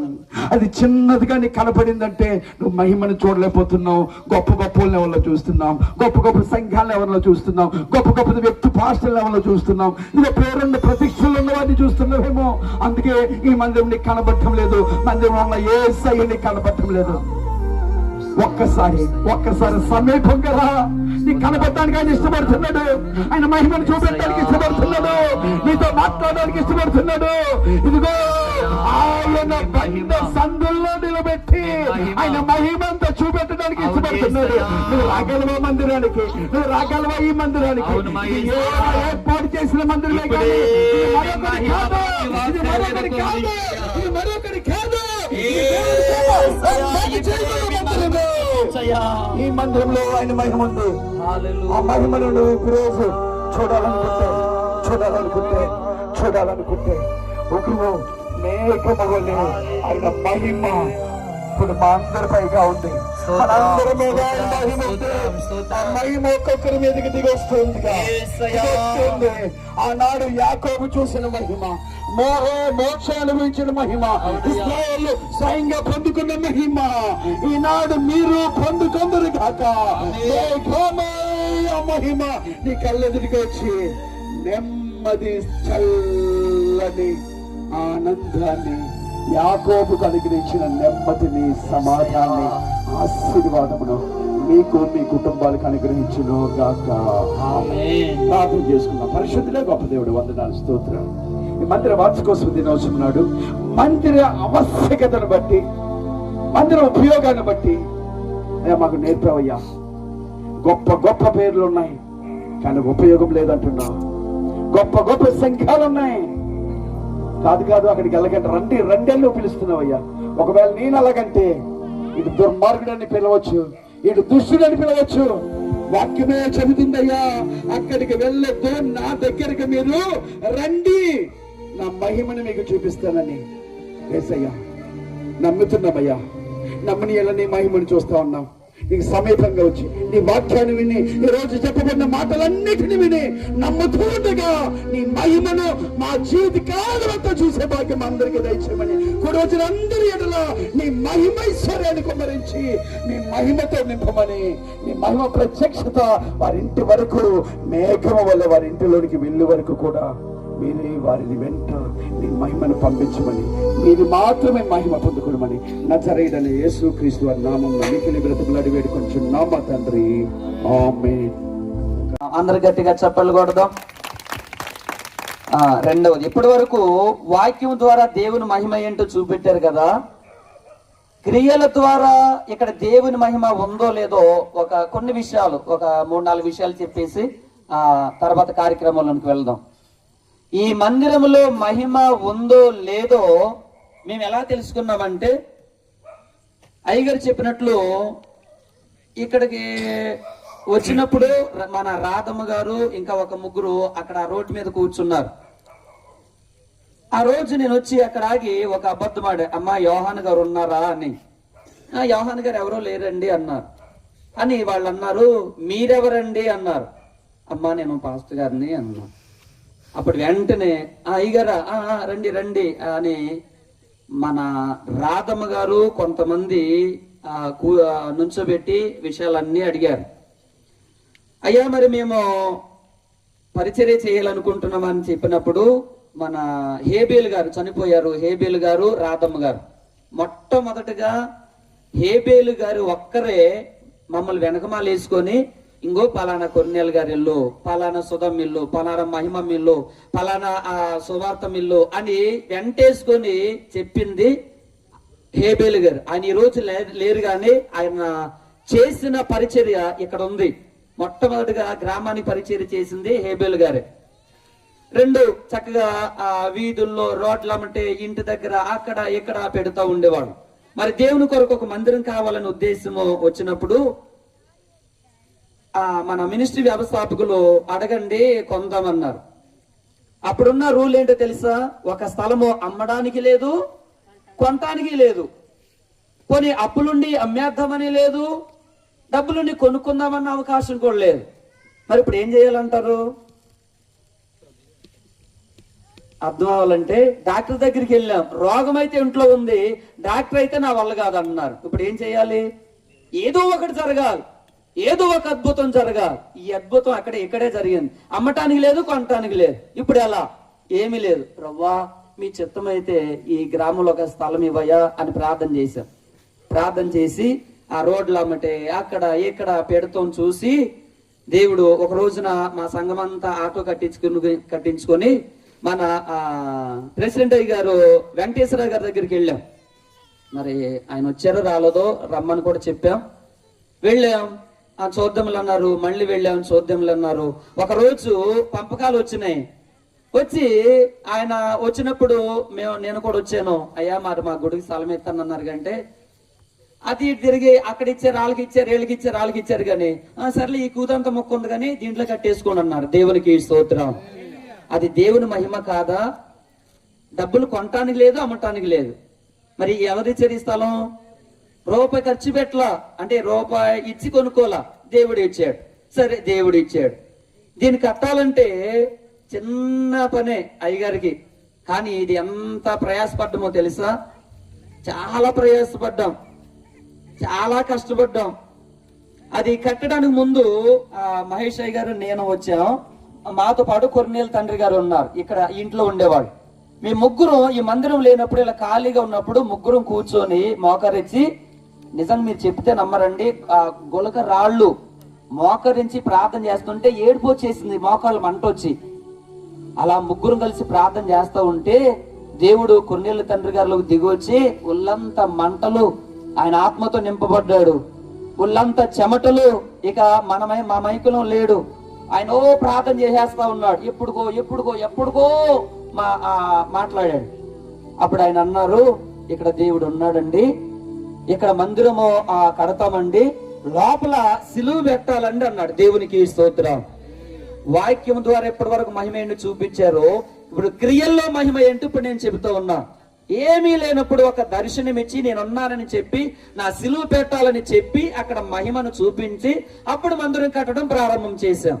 ఈ మందిరము మన బీడి కాలనీ సంఘబిడ్డలో మగ్ధలేని మరియా అలా ఆయన హిజ్కియా, ఆయన ఈ రోజు లేరు, ఆయన చనిపోయారు కొన్ని సంవత్సరాల క్రితమే. ఆయన వచ్చి అన్ని నేను చేస్తానండి ఆ పనులన్నీ మేస్త్రిగా ప్రారంభం చేశారు. కానీ ఫ్లోరింగ్, మట్టి వేయటం, రాళ్ళు వేయటం, ఏలూరు నుంచి మేము కుర్రాళ్ళం కొంతమంది వచ్చి ఒకరోజు మట్టి వేయటం, ఒకరోజు రాళ్ళు వేయటం, ఒకరోజు చాలా కష్టపడ్డాం. కానీ ఎవరికి ఏ ఇబ్బంది కూడా రాలా, ఏ శ్రమ కూడా రాలా. అక్కడ కూడా దేవుని మహిమని మేము చూసాం. ఇంకా చెప్పాలంటే చాలా ఉన్నాయి. ఈ మందిరమును గురించి ఒక రోజంతా పెదవేగి పోలీస్ స్టేషన్ లో ఉన్నా. మీకు తెలుసా సంఖ్య? కొంతమందికి తెలుసు, అందరికి తెలియదు. ఒక రోజు ఉదయం వెళ్ళా, సాయంత్రం వరకు స్టేషన్ లోనే కూడు నీళ్లు లేకుండా ఉన్నా. కారణం ఏంటంటే నేను పాపం చేయాల, తప్పు చేయాల. ఇక్కడ ప్రార్థన పెడుతున్నామని ఒక వ్యక్తి స్టేషన్కి వెళ్ళి కేసు పెట్టి నన్ను అక్కడ పిలిపించి రోజంతా చాలా బాధ పెట్టారు. దేవుడు నాతో మాట్లాడుతాడు, కుమారుడా నువ్వు భయపడుకో, అక్కడ నేను నిలబెడతా, నా మహిమ ఏంటో చూపిస్తా. దేవునికి స్తోత్రం. అలాంటే నాకు ఇప్పటికీ కోపం, చాలా ప్రేమ. కానీ ఆ వ్యక్తి పేరు నేను చెప్పను, నాకు చాలా ప్రేమ, నేను చాలా ప్రేమిస్తా ఆ వ్యక్తిని. కానీ ఆ వ్యక్తి వెళ్ళి కేసు పెట్టాడు. ఒక రోజంతా స్టేషన్ లో ఉన్నా, పెదవేగి పోలీస్ స్టేషన్ లో. అప్పుడు దేవుడు మాట్లాడాడు, నువ్వు నిలబడతావు, నా మహిమ ఏంటో నేను చూపిస్తా, ఎవరైతే నిన్ను కాదన్నారో వారిని నీ దగ్గర తీసుకొస్తానన్నాడు దేవుడు. అలాగే చేశాడు. అక్కడ దేవుని మహిమ లేదా? ఉంది. ఇంకా చెప్పాలంటే చాలా ఉన్నాయి మందిరం గురించి. మరి అయ్యగారికి డబ్బులు ఉన్నాయి, కానీ డబ్బులతో ఇది అవలా. చాలా రోజులు పట్టింది, చాలా నెలలు పట్టింది. ఇది చాలా ఆటంకాలు వచ్చాయి, చాలా అవరోధాలు వచ్చాయి. అందుకే ఈరోజు ఏ ఆటంకం వచ్చినా నేను జడను, తెలుసా ఎందుకంటే ఆల్రెడీ దేవునికి ఒక ప్రణాళిక ఉంది. ఆ ప్రణాళికలు వెళ్తున్నప్పుడు కొన్ని ఆటంకాలు వస్తాయి. దాని గురించి మనం ఏ చింతపడవసల్లా, భయపడవసల్లా, అసలు వేదన అంతకంటే పడవసల్లా. అది దేవుని యొక్క మహిమ. మరి ఎప్పటి వరకు చక్కగా మహిమను కూర్చున్న చెప్పిన దైవజనులకు, కూడొచ్చిన దైవజనులకు, నడిపించిన దైవజనులకు వందనాలు. మరి ఆఖరి క్షణంలోనికి మనం వచ్చేసాం. మరి ఒక పాట పాడుతుండగా కానుకలు సమర్పణ చేసుకుందాం. దయచేసి ఇది బలవంతమేమి కాదు, ఇష్టమైతే తప్ప. ఒక విషయం, ఈ రోజుకి ఇంటద్ది కట్టలేదు. ఇక్కడ ఈ కార్యక్రమానికి 25,000 రూపాయలు అయితా ఉన్నాయి, 25,000 అయితా ఉన్నాయి. సంఘం తరపున వచ్చింది 6,000 మాత్రమే. కత్మ డబ్బులన్నీ ఎక్కడి నుంచి వచ్చినాయి అంటారండి? యెహోవా ఈరే ఈ రోజుకి ఇంటద్ది గట్లా. కానీ మాకు కలిగించే బాధ ఏంటో తెలుసా?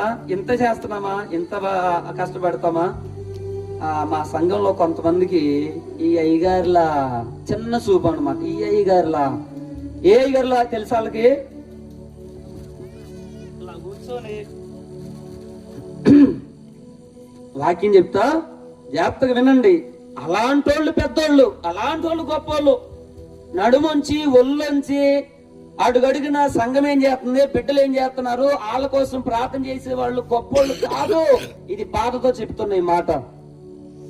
గొప్ప సేవకులు అంటే వాళ్ళు కాదండి. పదే పదే మీకోసం ఆలోచిస్తారు చూడు, వాళ్ళు గొప్ప సేవకులు. గొప్ప మందిరం అంటే ఓ ఆర్కెస్ట్రా, లైటింగ్ లో అటు ఇటు మార్చచ్చు, అది కాదు గొప్ప మందిరం. ఆత్మతో సత్యముతో హెచ్చరించి గద్దించి ఇలా ఉండు అని చెప్పేది అదే నిజమైన మందిరం. ఒక్కొక్కసారి చాలా బాధేస్తాయో, ఎంత ప్రార్థన చేస్తున్నామే, ఈ మందిరానికి రాకుండా ఇంకెక్కడికెక్కడికో వెళ్తున్నారేంటి, ఇక్కడ లేదా మహిమ. ఏడ్చిన రోజులున్నాయి, గుండెలు బాదుకున్న రోజులున్నాయి. అందుకే నడుం కట్టింది ఎందుకో తెలుసా? ఇక్కడ ఈ రోజు ఎలాగైనా సరే దేవుని మహిమ ఏంటో చూపించాలి. ఇలా చేయలేమనుకుంటున్నారా? ఇక్కడ కూర్చున్న సేవకులు మేము చేస్తాం, మాకు అన్ని ఉన్నాయండి, అన్ని తలాంతులు ఉన్నాయి. కానీ ఎందుకు మేము అలా ఉంటున్నామంటే, దేవుడు ఆ సమయం వచ్చినందాకా మేము ఓపు పట్టాలనే ఉద్దేశంతో. ఎందుకు ఇంత పదే పదే చెప్తున్నానంటే, ఈ రోజున కారులో తిరిగేవారు గొప్ప సేవకుడు, పెద్ద మందిరం కట్టి, ఏసీ కట్టి, ఆర్కెస్ట్రా ఉండి, అది గొప్ప మందిరం. రేకులుంటే గొప్ప మందిరం కాదు. సులకనా? లేదు లేదు లేదు లేదు. ఈరోజు వాక్యం విన్నారు కదా, మీరు భోజనం చేసి వెళ్ళేటప్పుడు లోపలికి వెళ్ళి చిన్న ప్రార్థన చేసుకుని మీరు వెళ్ళండి. మరలా 1 నెలలోనో 2 నెలల్లోనో దేవుని మహిమ మీకు చూపించబోతున్నాడు. దేవునికి స్తోత్రం, హల్లెలూయా. మరి ఈ సమయంలో కానుకల పాట పాడుతుండగా కానుకలు సమర్పణ చేసుకుందాం. మరి ఈ సమయంలో మన సంఘ బిడ్డలు, మన ప్రకాష్ నగర్ కొత్త కాలనీ సంఘ బిడ్డలు అందరూ లేచి వచ్చి ఆ పాట పాడుతుండగా కానుకలు సమర్పణ చేసుకుందాం. ముందుకు రండి, మన సంఘ బిడ్డలు ముందుకు రండి.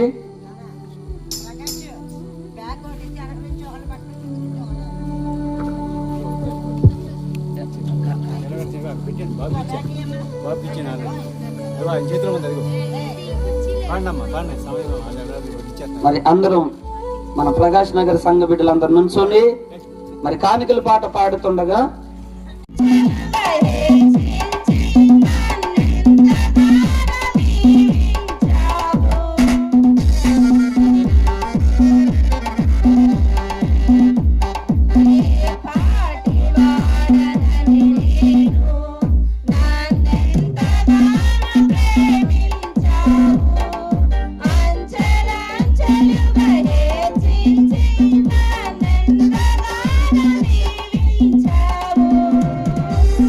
Thank you.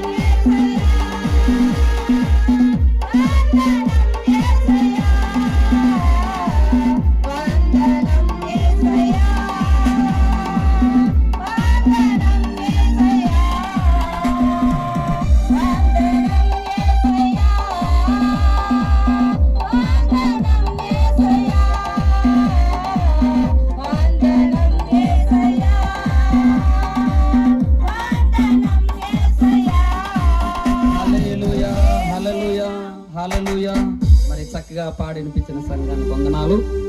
మరి ఈ సమయంలో కానుకలు సమర్పించిన కానుకలను బట్టి రవికిషోరయ్య గారు సమర్పించిన కానుకలను బట్టి ప్రార్థన చేస్తారు.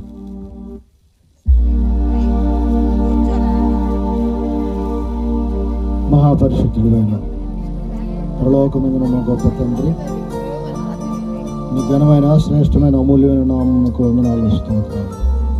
ఇంతకనుకు నీ ఆత్మ ద్వారా నీ దాసును నిలుపుకొని శ్రేష్టమైన దివ్యమైన సంగతులు మీరు మాకు బోధించి వినిపించి మా జీవితాలను దిద్దినందుకే నీకు స్తోత్రములు నాయన. ఇదిగో నా తండ్రి, నీవు మమ్మలను రక్షించుకొని పరిశుద్ధులుగాను నీ యొక్క మందిర నివాసములో ఉండటానికి మీరు మమ్మల్ని పిలుచుకున్న విధానం బట్టి నీకు వందనాలు స్తోత్రాలు ప్రభువా. ఇంకా నాయన ఇదిగో ఇంకా రక్షింపబడక రక్షణ అనుభవం లేక మారు మనసు పొందకుండా వాయిదా వేస్తూ దూరంగా దేవునికి దూరంగా వెళ్ళిపోయేటువంటి వారిని నువ్వు పిలుస్తూ ఈ రాత్రికాల సమయంలో అయా ఈ వద్దకు వచ్చి, అయా ఇదిగో నా తండ్రి, శిలువ వేయబడిన యేసు క్రీస్తు ప్రభువారు ఆయనే నిజమైన దేవుడు, ఆయనే గొప్ప రక్షకుడని నీ వద్ద రక్షింపబడి మారు మనసు పొంది దేవుని రాజ్యమునకు వారసులయ్యే కృపా భాగ్యమును ప్రతి వారికి దైత్యమని ప్రార్థన చేయొచ్చు నాయనా. ఇదిగో నా తండ్రి, ఇంకా విత్తబడిన కానుకలను బట్టి నీ సన్నిధిలో ప్రార్థన చేయి. ఆనాడు పేద విధవరాలు 2 కాసులు వేసి ఉండగా నాయన దీవించి ఆశ్రయించావు. నాకిచ్చి నన్ను శోధించండి, ఆకాశవాకులు విప్పి పట్టజాలంత విస్తారమైన దీవెన ఆశీర్వాదాలు కుమ్మరిస్తారన్న. కనుక నీ ఆశీర్వాదాలు దీవెనలు మెండుగా కుమ్మరించి నీ బిడ్డలకు దయచేయమని సహాయం చేయమని ఈ మనలో మా ప్రభువును రక్షకుడైన క్రీస్తు యేసు అమూల్యమైన శక్తులను జీవం కలిగిన మన ప్రార్థన చేశారు వేడుకొని చూపునామ తండ్రి.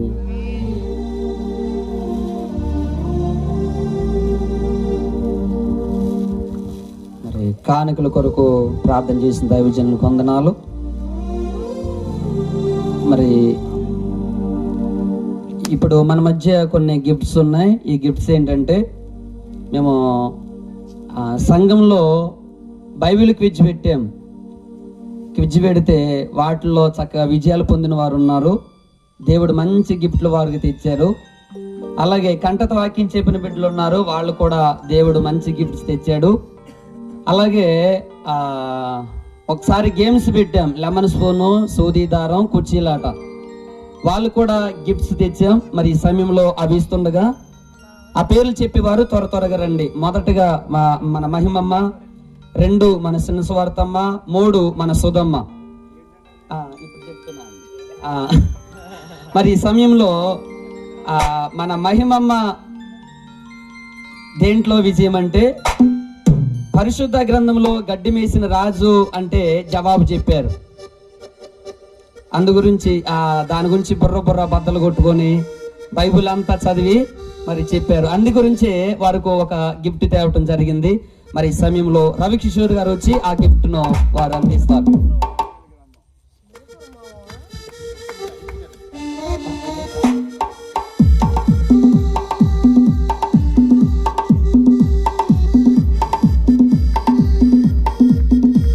చప్పట్లు కొట్టున్నారా? 2 మన చిన్న సువార్తమ్మ తల్లి, అది ఆ క్వశ్చన్ నాకు గుర్తులేదు కానీ మరి ఆ క్వశ్చన్కి చక్కగా అందరికంటే తొందరగా ఆన్సర్ ఇచ్చి మరి వాళ్ళు విజయం పొందారు కనుక వారు కూడా మరి గిఫ్ట్ అందించడం జరుగుతూ ఉంది.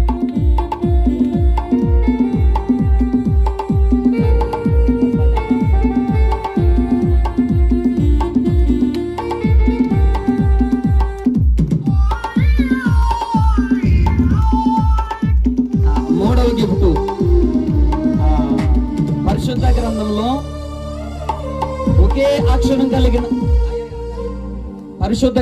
ఒకే అక్షరం కలిగిన రాజు ఎక్కడున్నారు ఎవరంటే, అంటే ఒకే అక్షరం అంటే అటు తిప్పి ఇటు చెప్పినా, ఇటు తిప్పి అటు చెప్పినా ఒకే అక్షరం వస్తుంది. ఆ రాజు ఎవరు అంటే పాపం దానికి చాలా మంది చాలా బద్దలు కొట్టుకున్నారు బుర్ర. కానీ ఆ విషయంలో మరి మన సుధమ్మ నెతికి చక్కగా జవాబు చెప్పింది. ఆ రాజు పేరు ఏంటంటే దో. ఒకే అక్షరం, అటు తిప్పి ఇటు చెప్పినా, ఇటు తిప్పి అటు చెప్పినా ఒకే అక్షరం దో. మరి ఆ ఒకే అక్షరం రాజు పేరు చెప్పినందుకు మరి ఈ గిఫ్ట్ వారికి అందించడం జరుగుతుంది.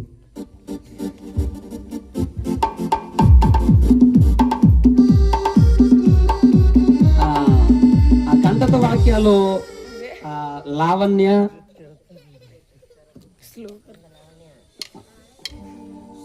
రాలేదా? సరే, వాళ్ళ పక్కన మేడం. కుర్చీలాట్లో మన రూతమ్మ తల్లి త్వరగా రావాలి.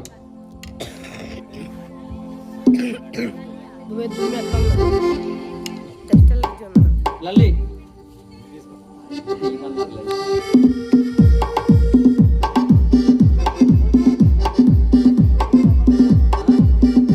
అమ్మమ్మ అయిపోయింది. అయ్యా అయిపోయిందిగా. మరి ఈ సమయంలో సూదీదారం మన రెబ్బకమ్మ తల్లి అయ్యగారు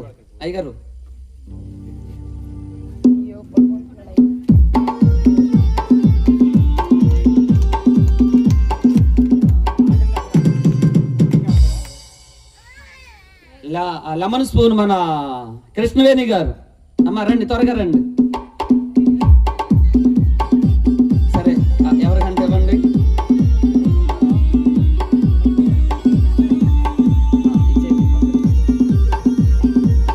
ఆ కంటత వాక్యాలు చెప్పిన వాళ్ళు ఉన్నారు. నేను ఆదివారము మేము ఇచ్చుకుంటాం.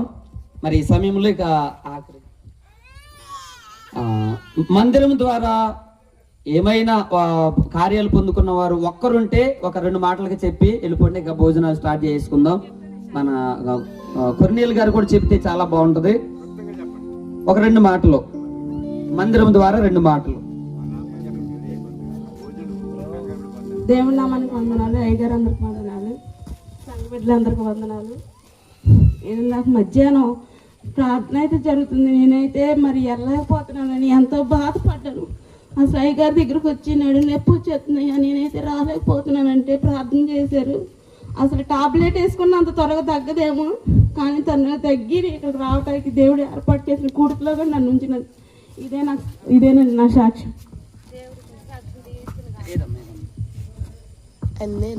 సాక్ష్యం ద్వారా దేవుడు మహిమ పొందుకును గాక. అలాగే మన కొన్నేళ్ళు గారి తండ్రి జీవితంలో గొప్ప కార్యం చేశారు. వాళ్ళు ఎన్నో అనారోగ్యాలు, అప్పులు, ఇబ్బందులు వచ్చి ఇల్లు అమ్మేసుకుని బయటికి వెళ్ళిపోయారు. కానీ దేవుడు మందిరంలో చేస్తున్న ప్రార్థనలు, వారికి ఉన్న విశ్వాసము, ఎక్కడి నుంచి బయటికి వెళ్ళిపోయారు అదే ఆ ప్రదేశాలకు దేవుడు తీసుకుని వచ్చి వారి జీవితాల్లో గొప్ప కార్యాలు చేసిన దేవాతి దేవునికి మహిమ, ఘనత, ప్రభావములు కలుగును గాక.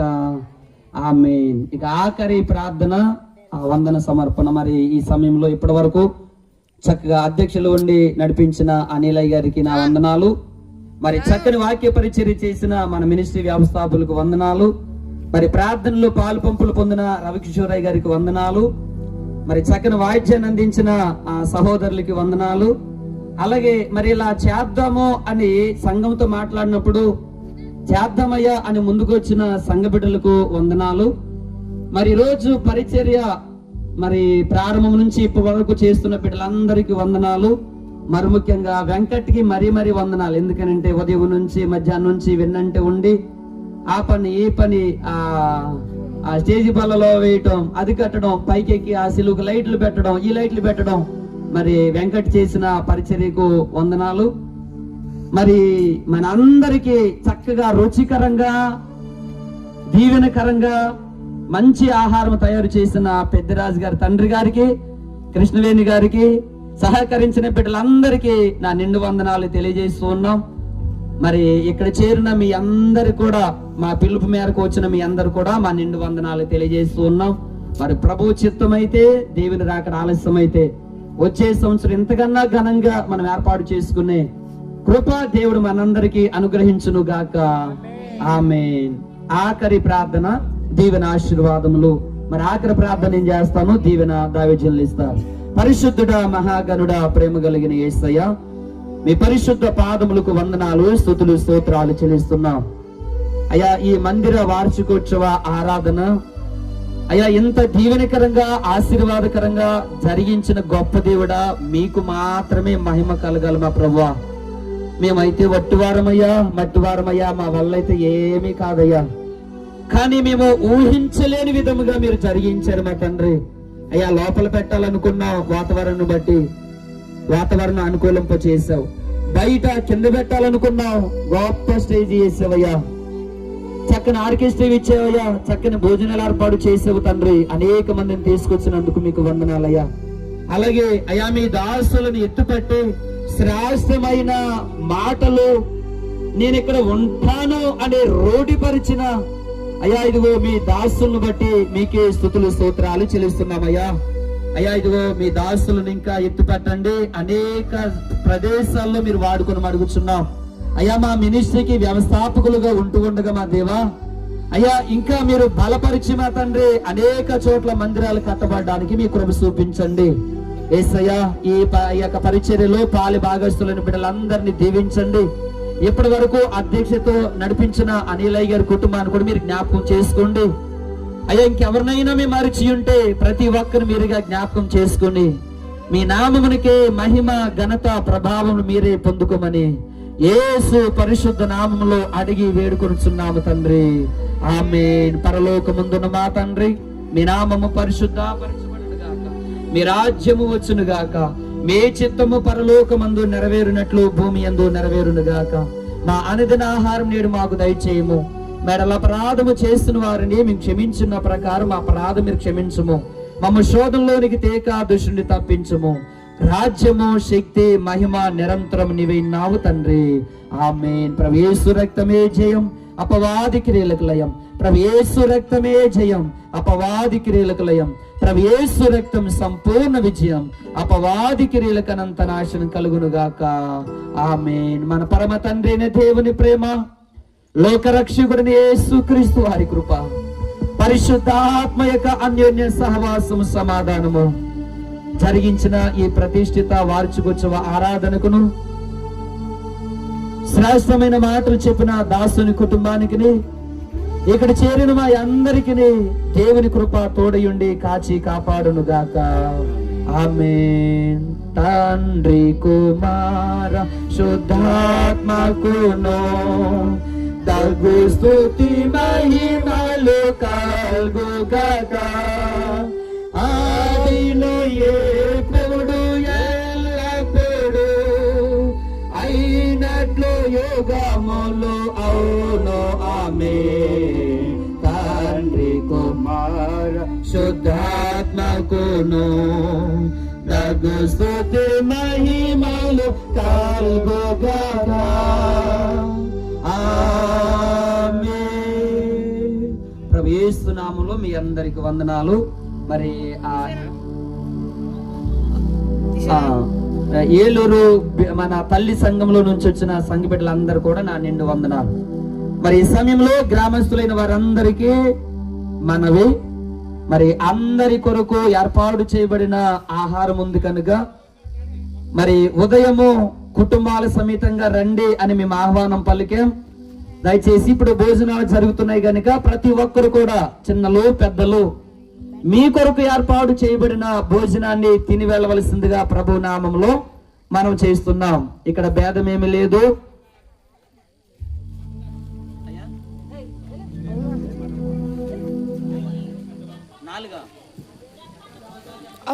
మళ్ళీ ఒకసారి